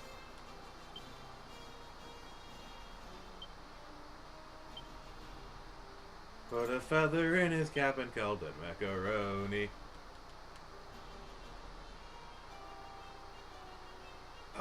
What the comment saying? The fish would be in constant terror. Forget tapping the glass. He'd be stomping his world. Yeah. That was horrible, man. Yeah, I can agree. Zoot suit, yes. Oh my man, zoot suit. Oh, like imagine like some people had like zoot suits made of like shark skin or some crap. Like, I like it. I like a shark skin zoot suit. Just sounds so cool.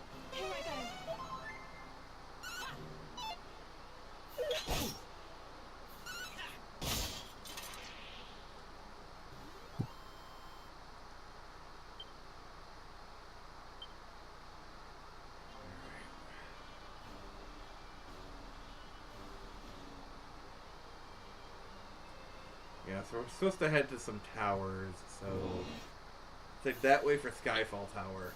Yes, we're doing Skyfall. Skyfall is where it's at. Oh boy.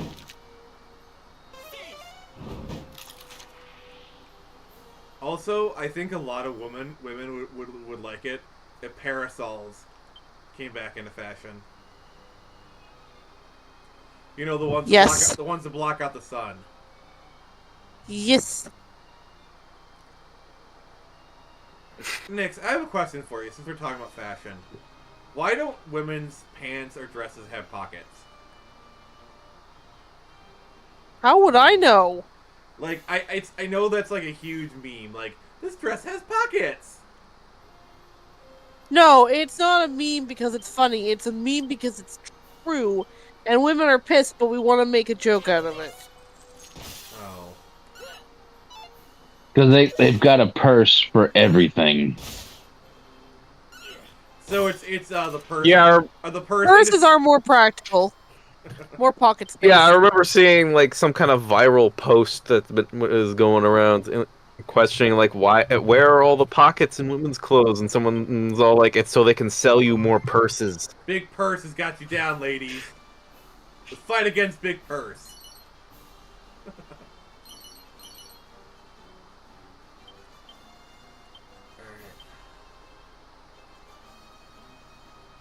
I mean, all I need is just my pockets to keep my wallet and my phone, and I'm good.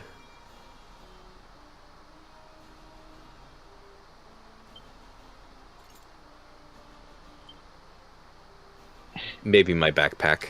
Maybe your Depends. backpack. It's an insulated backpack. It's Oh, like it a is? thermos it's like a thermos in backpack form. Really? Yes, it's good for if you need to keep food in your backpack. Nice. Alright, what's the comment say for us?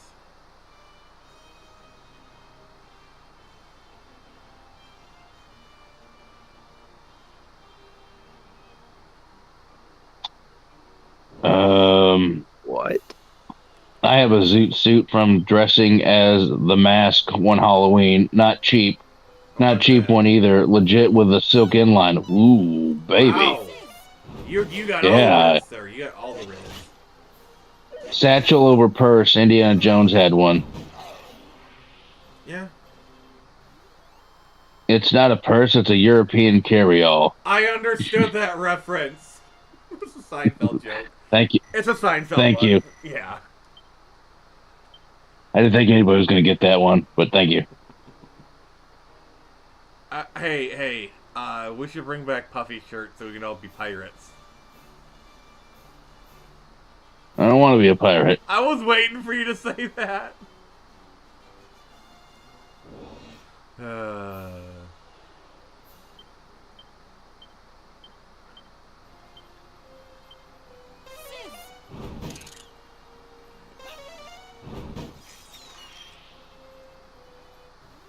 But yeah, like honestly, backpacks are cool, but I always kind of prefer like a travel bag or something like you put over your shoulder and it's by your side. I feel like those are just so convenient.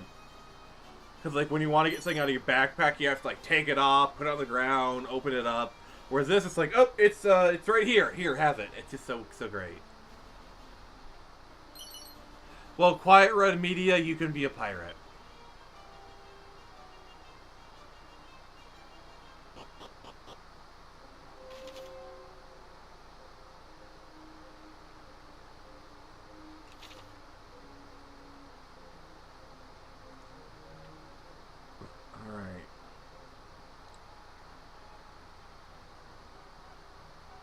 Oh, look at the dynamic lighting on this.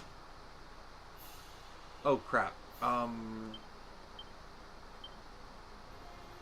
take the Scornets first. Restless Armor.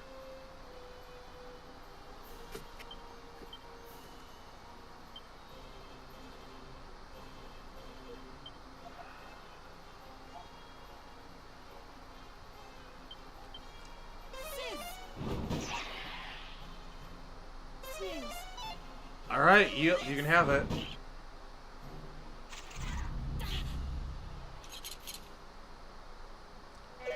Oh, heal slime. Crap.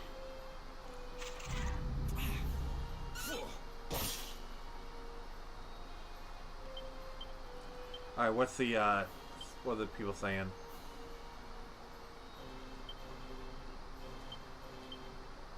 I'm going to have a patch and a hook and a parrot and a peg leg with gunpowder primed inside.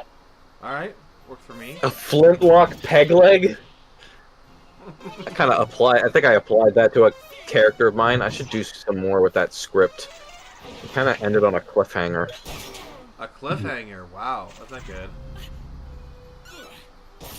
Maybe not a cliffhanger, more like just sudden burning question left unresolved after a climactic battle.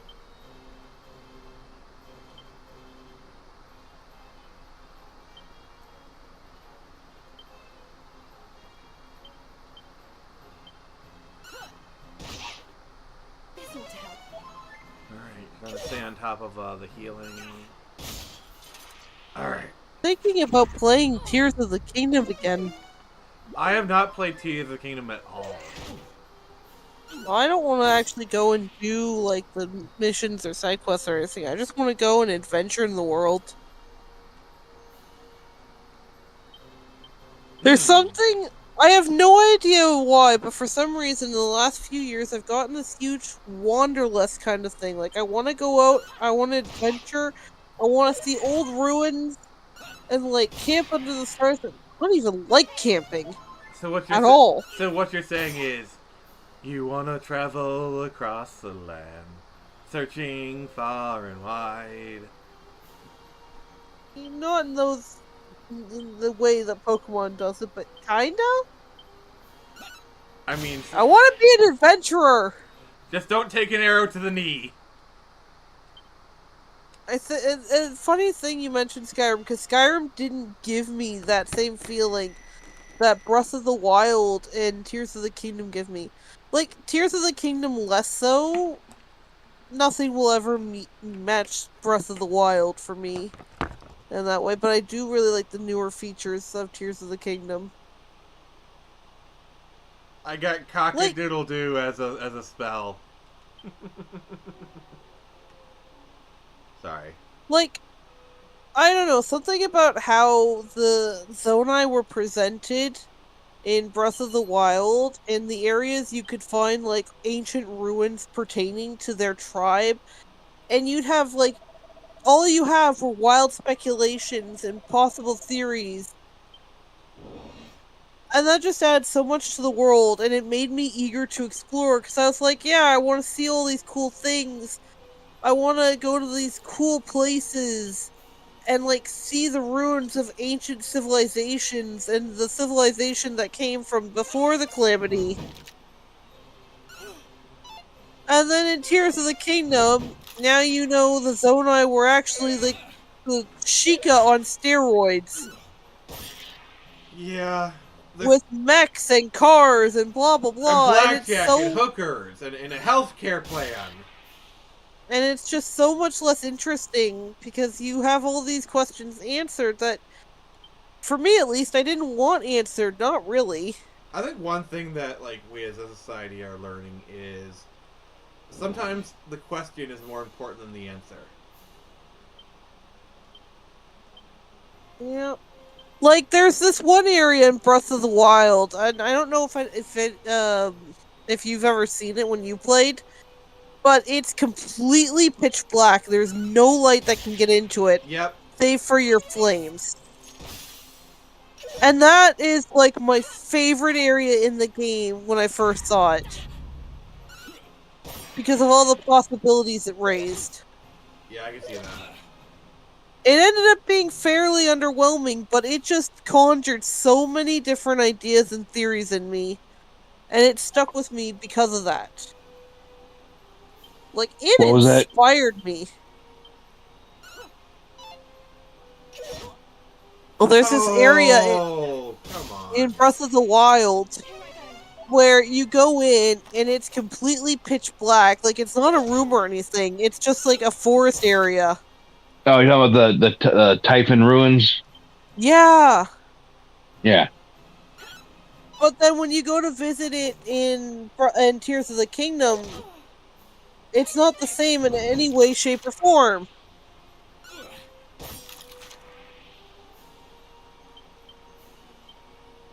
Now, I will say I like the depths to some extent. I don't like the fact that the boss monsters appeared in the depths. And that you can fight them over and over again. I wish they would have been just one-off things. I did like how Nintendo kept quiet about the depths, and they made everything about the Sky Islands. So when you go to the depths, you think, okay, it's going to be just like these little, like, dungeon areas. And you don't realize, holy shit, it's a whole nother map. Yeah. It's sprawling and massive, and honestly, it's a little too empty for my liking, but god do I love it still. Yeah, it was a good, like, idea.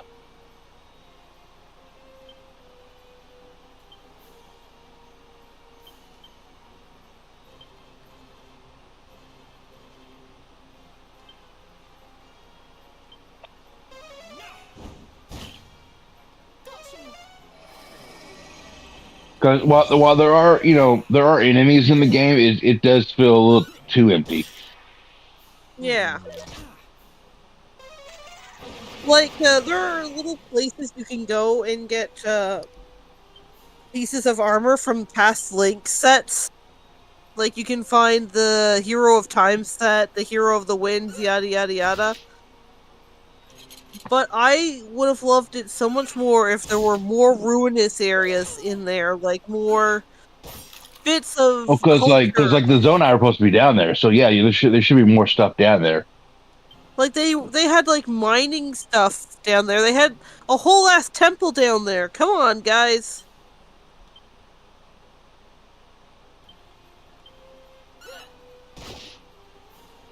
But like, that's the thing about the depths, though, is like it feeds into that primal fear of the unknown for a lot of it, because you're like, what's around the next corner? Because it's just so dark, you know.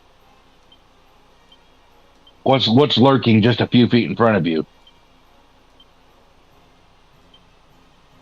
And a lot of times it's nothing, but then sometimes it could be just a giant freaking monster. All right. Yeah, things are really dicey right now for me. But I think I can do this. Another thing that didn't make any sense was like the little camps where the monsters are at. They have torches, but there's no light. Like, you actually have to like shoot like a glow whatever the hell they are down there to get some light.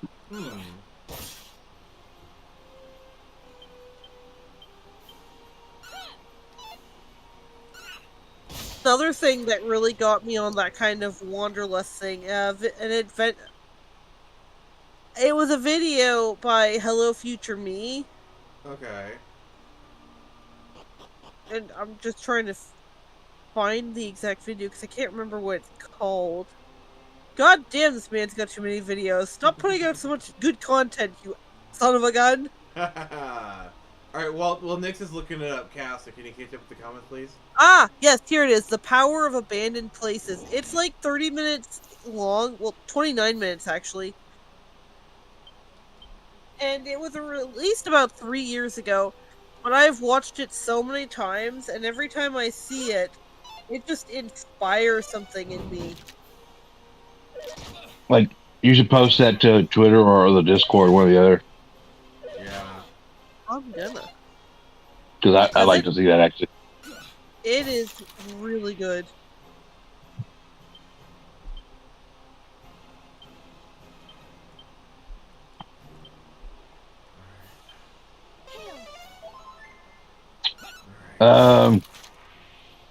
Quiet Red Mia says, I've never played Breath of the Wild. I did play Monster Hunter, and that was Q. You should play Breath of the Wild. I'm still in the midst of building a new PC. I'm still on a subpar PC that makes my life a constant game of Simon Says with no fun. Yeah, those are always... I'd love to have a Nintendo system because I love their properties. I just never switched from PC. Ha ha ha! We can see what you did there, sir. I've not played the most recent Pokemon or Zelda. Yeah, you go ahead and get a Switch, man, because like get a Switch Lite, because they're real cheap. If you don't, Yeah, on the used market, I've seen them go as low as $50 on the used market. Yeah. Yeah, like if you know how to haggle, you can definitely get one for 50 for easy. But even without haggling, I've seen people sell them for 80 to 100. Yeah, but just even the regular Switch is a good investment because it's nice to play on your TV. Yeah, even if you're buying it new, it's like $200. It's not that bad. Yeah. So. Be right back. I highly recommend the Switch. Awesome system. Oh God, another character died. And then Orbital Man says, underwater in the dark is still worrying. Also, seeing light where there shouldn't be any in the dark is also super worrying. aquaphobia, I think it's called. Alright. Oh god, they're calling for backup. That is kind of bullshit. Alright, fine. Fuck it.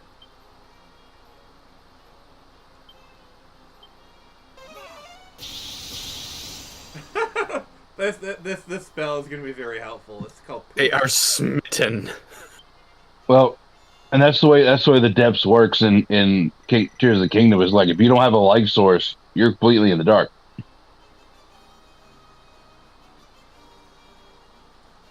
Oh wait, I have a Chimera wing. Crap.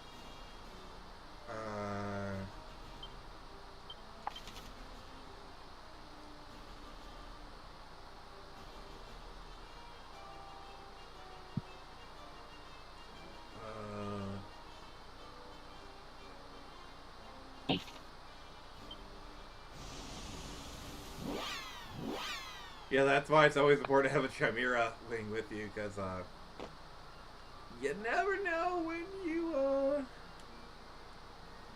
And that's also something else I liked about Tears of the Kingdom was like how there's like all these new cave systems, and you could find a entrance to a cave that you never saw before because it's kind of hidden away, and then go in there and it's a super sprawling dungeon basically. Yeah, it really did kind of bring back the original intention of Zelda, for sure. Mm-hmm.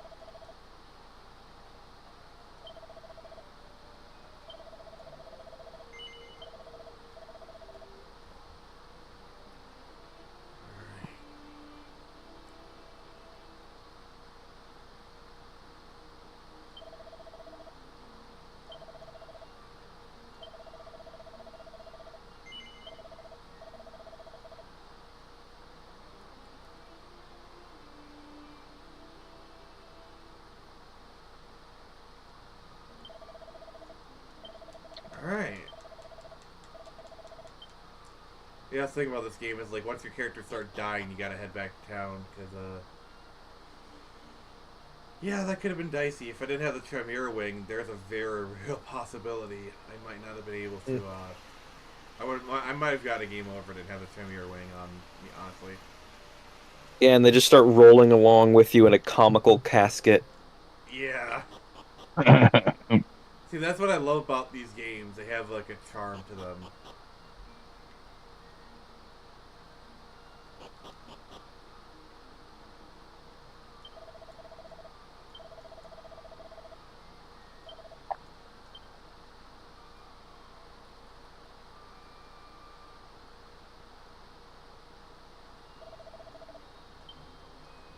Alright, so I'm gonna go grab another Chimera wing and then see if there's any equipment I can buy for my characters.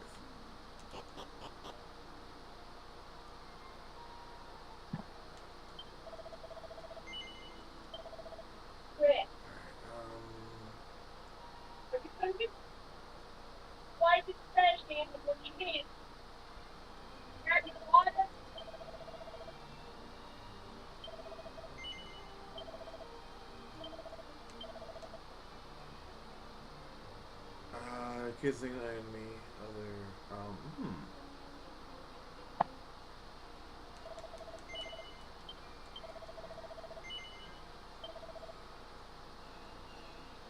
Oh, no one can equip the Iron Apron, that's why. Okay.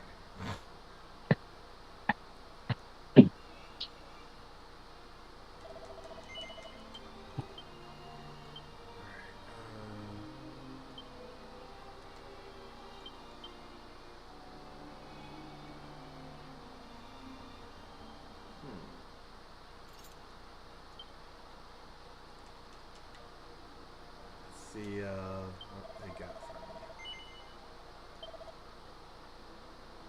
me. I really want a boomerang, but I guess it's not. Let's see here. Chain sickle, I don't have enough for. Oh, a thorn whip. That would be cool.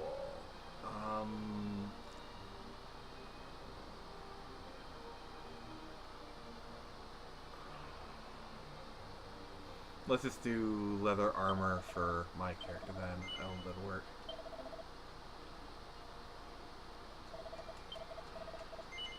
You know, we were talking about, like, the aquaphobia thing earlier.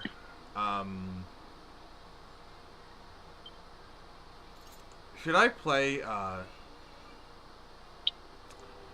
Should I play Subnautica on here?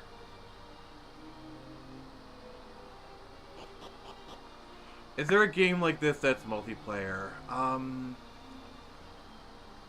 Maybe an older MMO like Ragnarok Online? I don't know, what about you guys? Do you think, Did Four Swords have multiplayer? that's the whole entire point of Four Swords.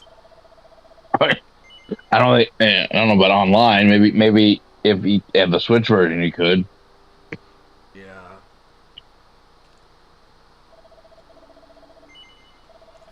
I tell you, one game that I'm excited for that's coming out next year is Fantasy Life: The Girl Who Goes Through Time. Because I don't know if you played the 3DS version. The 3DS version is amazing. And I didn't know there would be a sequel. Like, the fact we're getting a sequel makes me so happy because I love Fantasy Life. Who here has played that on 3DS? I have not. It's essentially Monster Hunter meets Animal Crossing. Okay. It's really good. I don't know how much more I can say other than it's really good.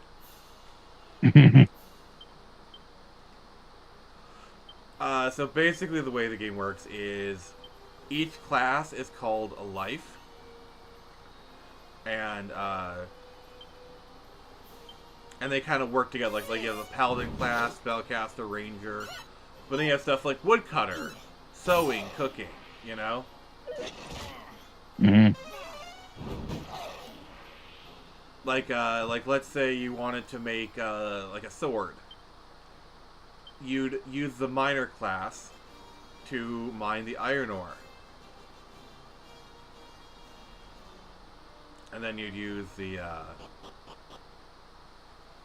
oh, I've already been here. Okay. Then you'd use the blacksmithing class to create the sword.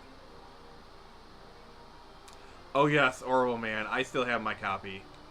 I actually still need to finish the Dragon Origins expansion with the dragons.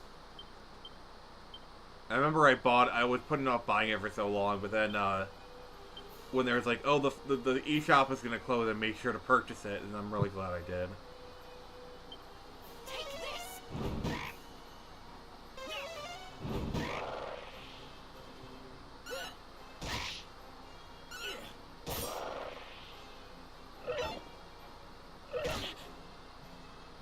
But yeah, Nix, I think you'd like Fantasy Life.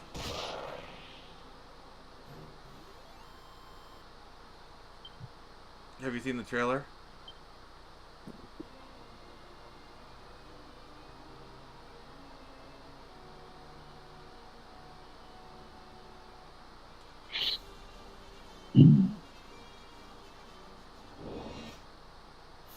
The Orwell Man says Fantasy Life on the 3DS was fun. Yes, it really was.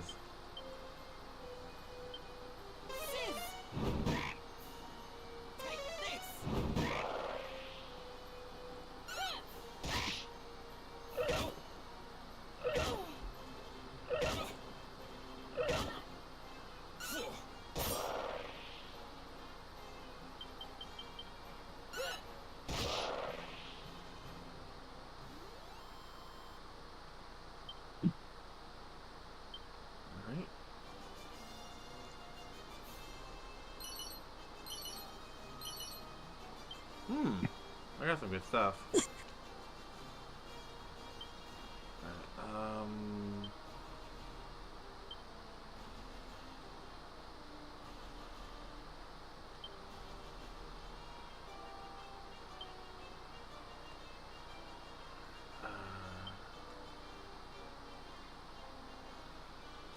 What's Quiet Red Media saying? I freaking love the 3DS. I wish it were more typical. Yeah, honestly, like, I went back to the 3DS, some time ago, and, like, to mod it, and I gotta say, that menu system feels so good. Like, moving stuff around, just interfacing with that OS, it feels really nice. It's one of Nintendo's best handhelds. Yeah, I would say so. The 3DS deserves more lifespan. Well, I mean, it did have a gigantic lifespan, but and there's plenty of games to play for it. Which, by the way, go get those games now. or mod your system. Or mod your system one or the other way, because those games are going to get expensive here pretty soon. I think they already are, but yeah. Yeah, that's what I'm saying. So do it now. Yeah, Switch is finally getting Xenoblade Chronicles X. Much rejoicing. Should try that series. That looks cool. Yeah, especially now that the Switch has all the games. It's really now's the time.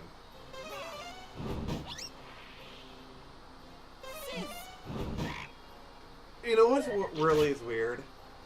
Knowing the GBA was only relevant for 4 years, it feels like it was relevant a lot longer. Only 4 years? Yeah, it came out in 2000. The DS came out in 2004. Oh my. I mean, to be fair, it did get games up until 2007 or something. Because I remember Final Fantasy 6 came out in 2006, 2007 or something.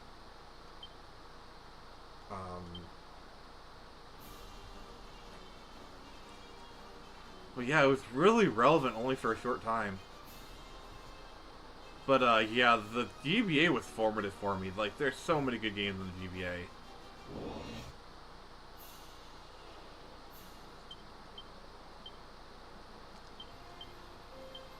Oh yeah, it was a very, very, very good handheld.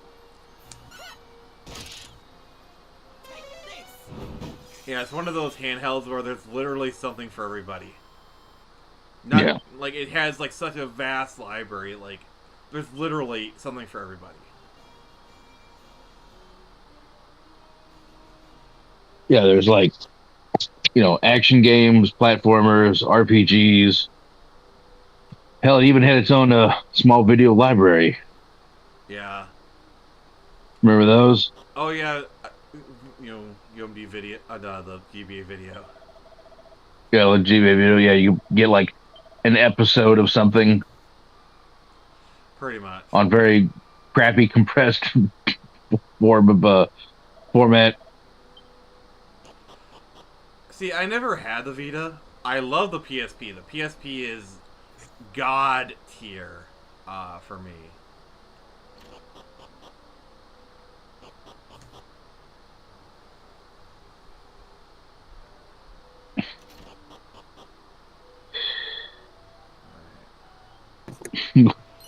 Oh, we got a comment. I want to try. I'd love to we got try a comment on. Go ahead. I guess I'd still love to try the Sonic Rivals duology, and then PSP seems to have the best version of Riviera: The Promised Land. Yeah, the PSP has a lot of really good RPGs. Anyway, what were you saying, sir? I'll say we got a comment on Twitch. All right, what does it say? You won't make it, or excuse me, not Twitch, but Twitter. You won't make it past the magic door. The magic door? I think I've already made it past the magic door, but I don't know. Oh, that's funny. I'm not exactly sure what they're saying, but I guess we'll find out.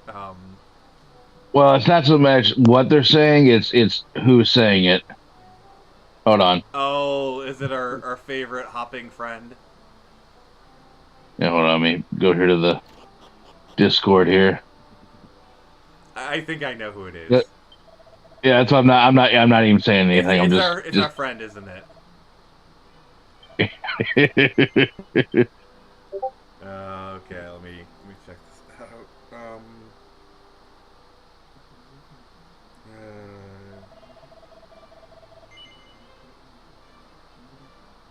Oh God. Salty. Yeah, pretty much. Yeah. That's funny. Yeah. That was worth a laugh. Mm-hmm. Yeah, let's just leave it at that, though. I don't want to get... Yeah, I know. That's why I'm not saying anything. Yeah. Mm.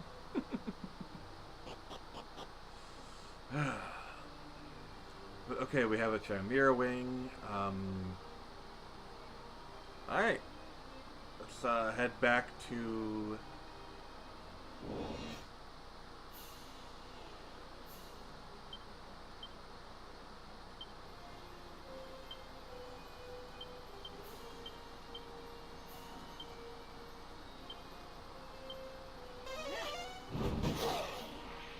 Yeah, it's like I said, it can, this can get really brutal when they like to gang up on one person. See, like they're ganging up on Margaret right now, my healer. Yep, they're all attacking Margaret.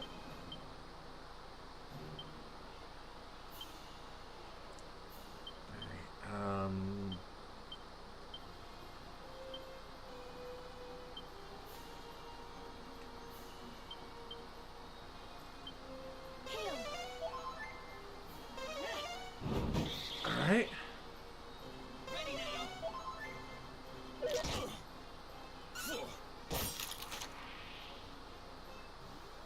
Alright. Hi, what's the comment saying?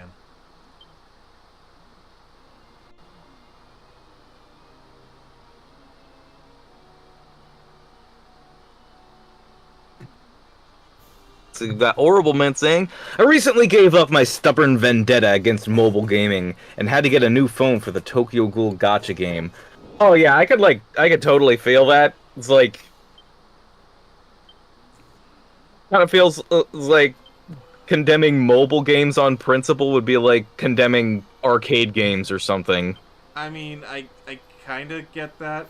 My thing is, the only one I play somewhat regularly is Pokemon Go. Most of them, the gameplay just doesn't interest me.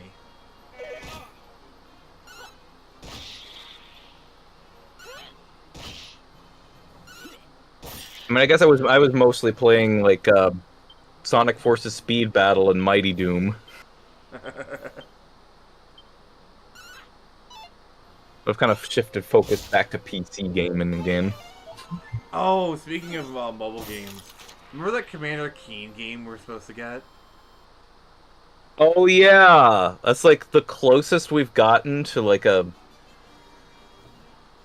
adult, a view of an adult Commander Keen, and apparently I guess who we must have married. But then it seems to like try to mess with the timeline or something, because like yeah, it was more like Billy and Billy kids aren't supposed to exist. I mean, like according to Sandy Peterson, Commander Keen is Doomguy's father.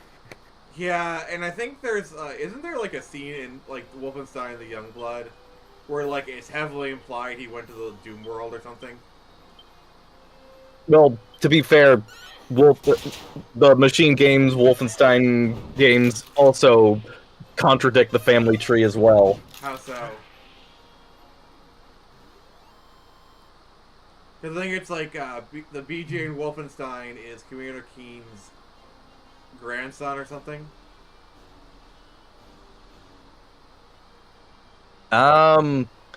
Okay, like, well, sort of, like okay, there's slightly different variations of how it might go. Like, Tom Hall's the one who presented the idea of that heroism skips a generation, where, like, according to him, Doomguy is the grandson of Commander Keen, who is then the grandson of William Joseph Blazkowicz, whereas others just kind of go with the idea that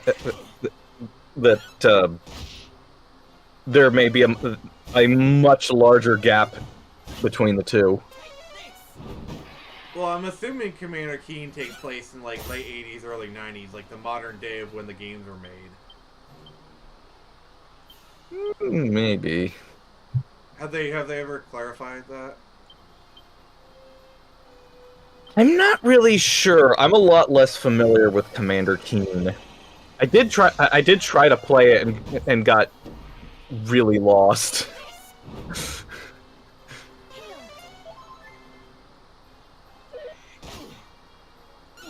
But what's the comments we got, Caster?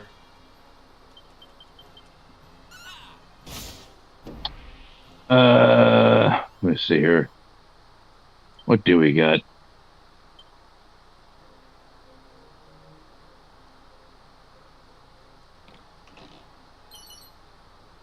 Oh, it's the chain sickle. Okay. 3DS was so damn good. The PSV was also a bad MFer. Tokyo Ghoul fans don't get much, so I'll take what I can get. I had the Vita and the PSP. Both were pretty great features, but they had no real support. Yeah. Okay, but you know what's something funny I hear? Like, if there's any Commander Keen fan, maybe you can clarify this, but from what I hear, if we're to believe that Commander Keen and Doom share the same canon, then from what I hear, apparently, Mars was populated by Martians until Commander Keen showed up and just, like, wiped them all out.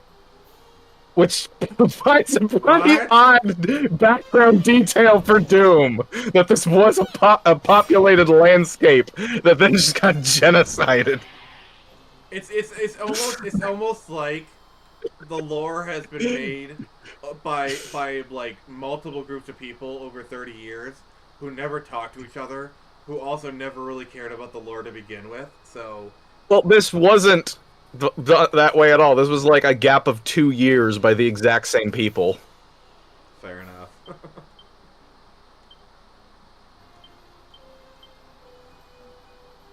They just like to play it by ear. Very clearly. Like they were definitely liked. Yeah, they did it more like a shonen manga in a sense. So Quiet Red rather than like this, like a deep lore investment. They didn't really make long-term plans per se. So yeah, kind of like something out of Shonen Jump, because like the way a lot of mangakas have to write their stuff in like a lot of shonen manga is that they have to plan for the possibility that either their book can get canceled at any time, and they'll just be given the opportunity to make like 2 or 3 more chapters to wrap it up immediately, or that even when they want it to end, they'll still be forced to just keep making chapters. So they just have to kind of plan everything they make in this weird purgatorial state where they can't quite commit to any one thing unless they're so successful they can just put in that kind of investment, like Oda making One Piece. All right, Lug, I need you to drop your link to your Twitch channel in the chat, because you have a possible fan. Like, look at read Quiet Red Media's comments, please. See, Doom was so damn good. Good. Oh boy. Well, it's funny you mention that. Because somebody, I think you do Doom Wads. Yep. All right. I do my weekly Sunday. Yes, I do my weekly Sunday service streaming Doom Megawads every Sunday, and that means tomorrow I should hopefully be wrapping up Sunlust, and I think the next one I'll go with will probably be UAC Ultra, and then maybe Hellgrounds. All right. So Quiet Red, if you want some more Doom madness, subscribe to Lug. Yay!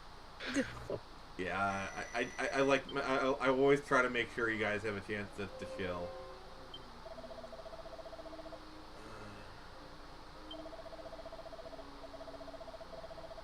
But yeah, I guess like that was how classic id Software game lore worked. they just kind of did things by the seat of their pants. They just, it was very spontaneous, but also just like very full of imagination. Mm. They just did what was fun. They got creative with it. Yeah, what else is the Oh, it's in the chat, Quiet Remake. It's the one right above you.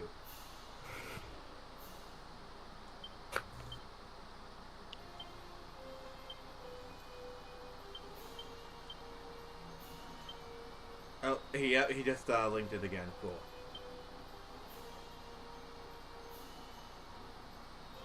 Okay. Oh.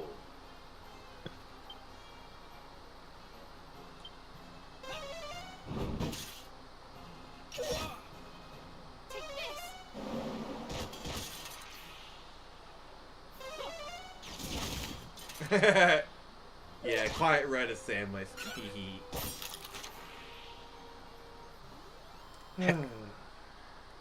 Then on the other hand, you got weird stuff like how it took until the recent new campaign added to the Quake 2 remaster, like 25 years later, to finally start having a slight minute connection between Quake 1 and Quake 2. Slight minute. Yeah, they just like towards the end of the new campaign, they finally have a bit where you fight two shamblers from Quake 1 in a new campaign for Quake 2. Finally, with some kind of explanation if you go looking through the codex. It's about time! Or like how they added a link to Doom Eternal and Doom 64. Kind of? I don't know, they seem to like really be pushing that in like in like marketing or something, but then you actually go there and it is you would never know that it's supposed to have anything to do with Doom Eternal if they didn't try to drill that into your head, because like I've seen it and I'm just like I don't see it. It is so vague.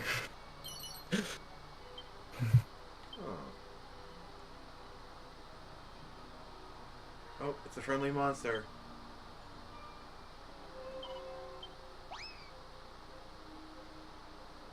Oh! Oh, we found a monster, guys. We found a friendly monster. Wow. I don't know. Maybe the Doom the Dark Ages will do a better job of that. Like that might be kind of neat if it tries to like just if like the opening scene it just picks right up where Doom 64 left off or whatever. Maybe they'll do that. I don't know. That'll be interesting. Then again, that'll be really weird considering the cutscene that tries to tie Doom Eternal into the classic games just has Doom Guy in his classic armor, even though he wouldn't have been wearing that armor at the time. Got a real, like, Batman's costume in the DCAU situation here. What do you mean by that? Because if you because like throughout the DCAU, you see Batman changing his costume every now and then, and when you try to lay out a timeline and match up his costumes, things start to get weird. Yeah, it's the same thing with Robin and I think the red costume.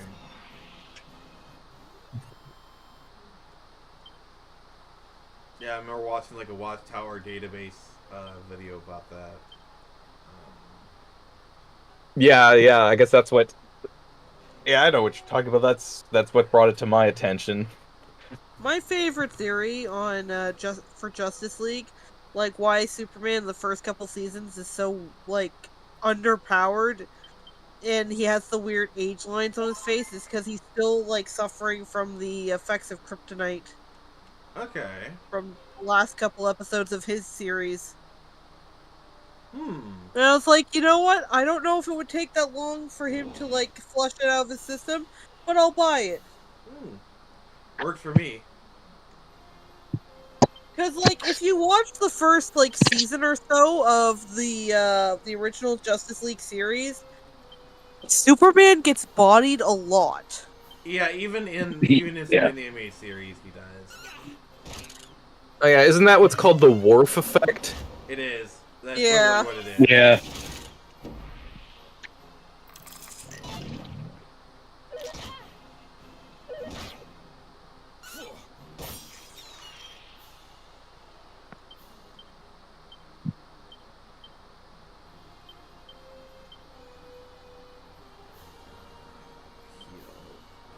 Dorothy.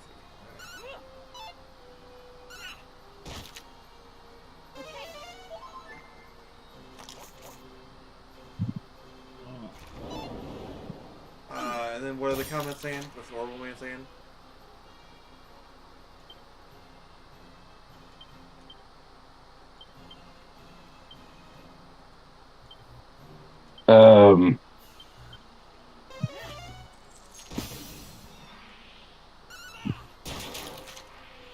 That's okay though, because seeing Superman get whooped is fun.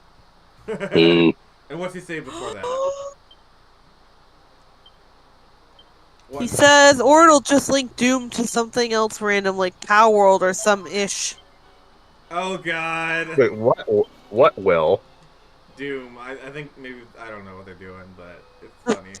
The previous conversation we were talking about where Doom was linked to, where Doom Eternal was linked to whatever.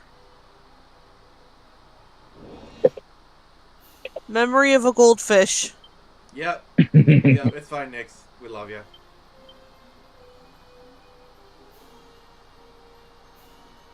Although it is kind of neat that, like,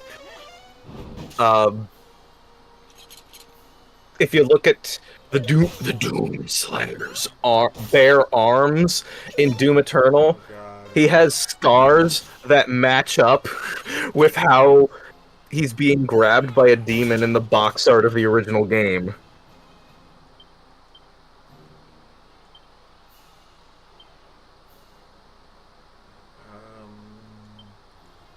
And now you know. And knowing is half the battle. Is the other half of the battle. Massive violence. I say, yeah, extreme violence. Extreme violence. G.I. Joe. Although what kind of bugs me is just how many people are under the assumption that the Doom Marine armor purposely has this gut gap built right in. It's just battle damage. Like, you just look at the box art, you look at it, you can see it's all torn, it's battle damage. There's another Space Marine right behind him that doesn't have the gut gap. It's battle damage. It's not actually designed to look like that. It's just busted. This is like this is Doom's equivalent to the whole like Kamina's sunglasses thing, where so many people get the color wrong just because of one iconic shot. I love it. Horrible Man says, know the enemy, destroy the enemy. 2 simple steps. So many people have problems with the latter. Yeah, Kamina has red sunglasses in Gurren Lagann, but so many people think they're orange. There's even orange Kamina sunglasses in Sonic Forces, for crying out loud. Really? Yeah. Like, so many people just assume they're orange just because of this one shot early on in the show when he's standing in yellow lighting. But no, they're red.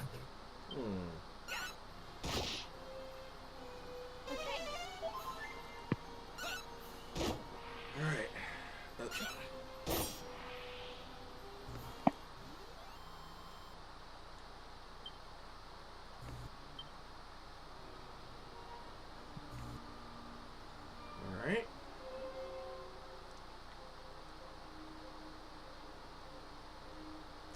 Yeah, I'm still trying to at least find some treasure chests, because, you know, if you didn't try a treasure chest, our treasure.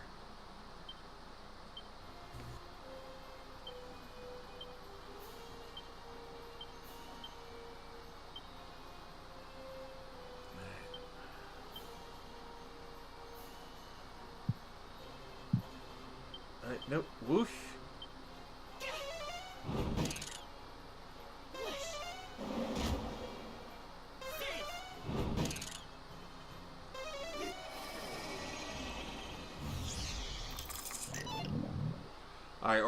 get another comment for us. Says, I watched all of Gurren on the recommendations of multiple friends and hated every moment and character. Those friends don't get to suggest media anymore. They lost their privileges. Wow. I thought it was okay. Yeah. I think I only saw like the first episode. I think a lot of people hype it up way too much. But it's Yeah, okay. it definitely is arrived, yeah. Well, probably because it's Gainax. You know, like, Gainax kind of has that prestige to it. You know, the people who did Evangelion and whatnot. Panty Oh, and yeah. stocking. Oh yeah, if you have if anybody has Disney Plus, Deadpool Wolverine's on it right now. Oh, that's cool. So no, go watch that.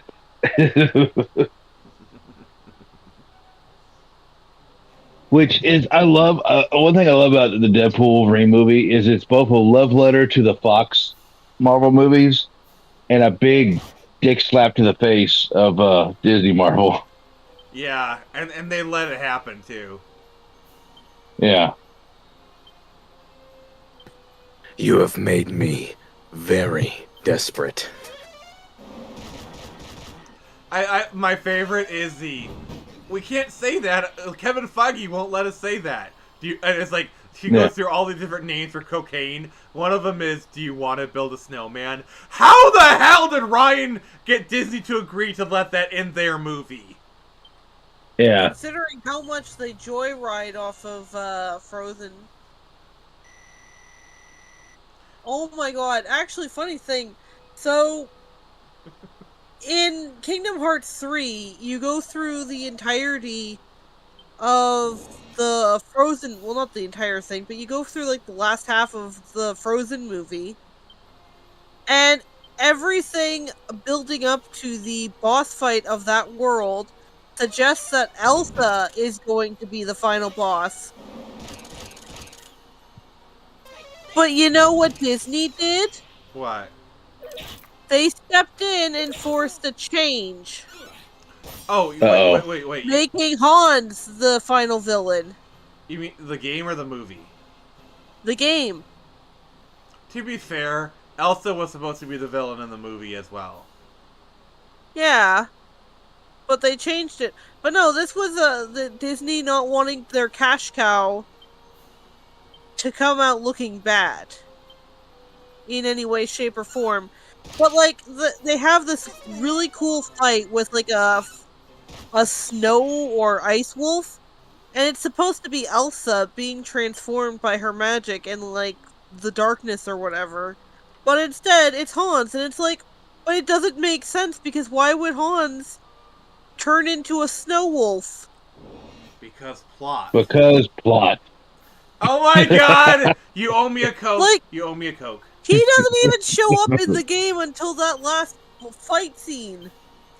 Nyx, let it go. Just let it go. Let it go. No, but it's genuinely making. And we'll ride that cash cow. It's genuinely. I just love a part of the story worse because Disney doesn't want their golden. Oh my god! Child. Sorry. Coming off badly. Sorry, I just hate. Well, I mean, they gang up on these characters. All right. And the one I mean, yeah, like, sorry. Like, of course they're gonna like, you know, yeah, that's they don't want look like, but the thing is like. The little girl Elsa market is huge, and they don't want to touch that. Even though this has nothing to do, like, I bet you, like, the majority of Frozen fans are not going to be playing Kingdom Hearts. I'm telling you right now. Oh, absolutely not. So I just love age for it. I just love that way ahead of time there was already a moment of the evil Emperor Zurg saying, "You just let it go." They knew what they had. No, this was like back in like when was this show airing? Like 2000 or so? 2001 maybe? What was it?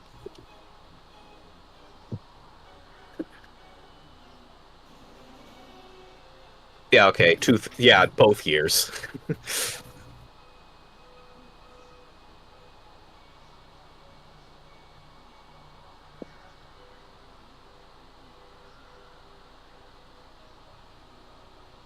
Alright, I think we are going to call it here. Because, alrighty. yeah, Horrible Man says, "Is Nyx expecting Kingdom Hearts to make sense?" No, but I'm saying Disney Got you dropped the there. ball. Like, this wasn't a Square Enix thing. This wasn't like Nomura coming in and doing his Nomura thing. yeah, like This was Disney. he really Nomora'd up Final Fantasy 7. Like, oh dear God. Sorry, that's a conversation for another stream, I think. Yeah. Anyway, Nick, you're saying? Yeah, I don't know. Yeah, Kingdom Hearts is messy and it doesn't make a lot of sense. But Disney was, I don't know, they weren't really helping in this matter. Yeah. I mean, yeah, I know. This wasn't on Kingdom Hearts. This was on Disney specifically because they didn't want their golden child to look like a bad person. Yeah. To a bunch of people who have probably never seen the movie, and if they have, it's only because of, like, their little Memes. sister or little brother or something. Yeah. Yeah. Nobody who's playing Kingdom Hearts 3 gives a shit about Frozen. And nobody who gives a shit about Frozen is going to be playing Kingdom Hearts 3 because they were too young for it. Pretty much. The thing is, we're not surprised because that's par for the course for Disney. Yeah. Like. Right. And yet they let Mickey be King Mickey.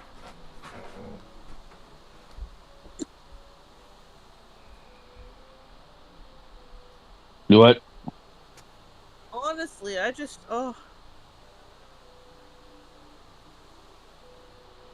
Actually, while we're talking about it, can we just say, like, it's kind of funny, not in a good way funny, but weird funny, that, for whatever reason, they decided for Kingdom Hearts 3 that Frozen and Tangled, it would just be going through the motions of the movie, and then for Big Hero 6, that portion takes place after the movie. So it got its own like storyline. Yeah, like a unique. Like its own unique storyline. Yeah. Yeah, meanwhile, people keep highlighting the Toy Story section. Like that's what people keep coming back to. Hold on, and even pointing out that, and even like pointing out that the whole Toy Story section in Kingdom Hearts 3 was more lore accurate than Toy Story 4. Oh god. Yeah, definitely. Also, people like that scene because Woody is straight up fucking savage to Xehanort. My guess is someone's never loved you before. Somebody's poisoned the Heartless Hole. What? Alright, so, I figured this was a good place to cap it off. We've been streaming for about 4 hours. So what do you guys think? Would you guys like to see me do this next week? Continue the quest? Oh, yes. Alright. I mean, I'm up for, whatever we want to do. Yeah, sure. Alright, sure. So, thank you guys, for coming out here. Everyone's always done their shilling, so we're gonna skip the usual, like, who's your daddy, what does he do, kind of stuff. But, just gonna say, next time you'll see me, we'll be on Comics Watch this week. We'll be, talking about why we love Spider-Man. Tuesday's stream is probably gonna be an and chill stream, because I don't really know what we're doing for that one. Actually, no, I do know what we're doing. There's a poll going on, and that's gonna decide, so that'll be sweet. And then, yeah. Yep, Screecher 3 is coming soon. That book is fully done, actually. I haven't said anything yet. But I just got back the credits page. So, like, the book is 100% done. We're just waiting on the Kickstarter money right now. So that should be soon. Awesome. Caster, have you read the preview edition? I've not read it yet. I need to. I know you gave it to me. I need to do that. All right. Well, thank you, everybody. I forgot it was there. How dare you? Well, thank you, everyone, for joining us. See you next week, and remember, I can only show you the door. You're the ones to walk through it. Good night, everybody.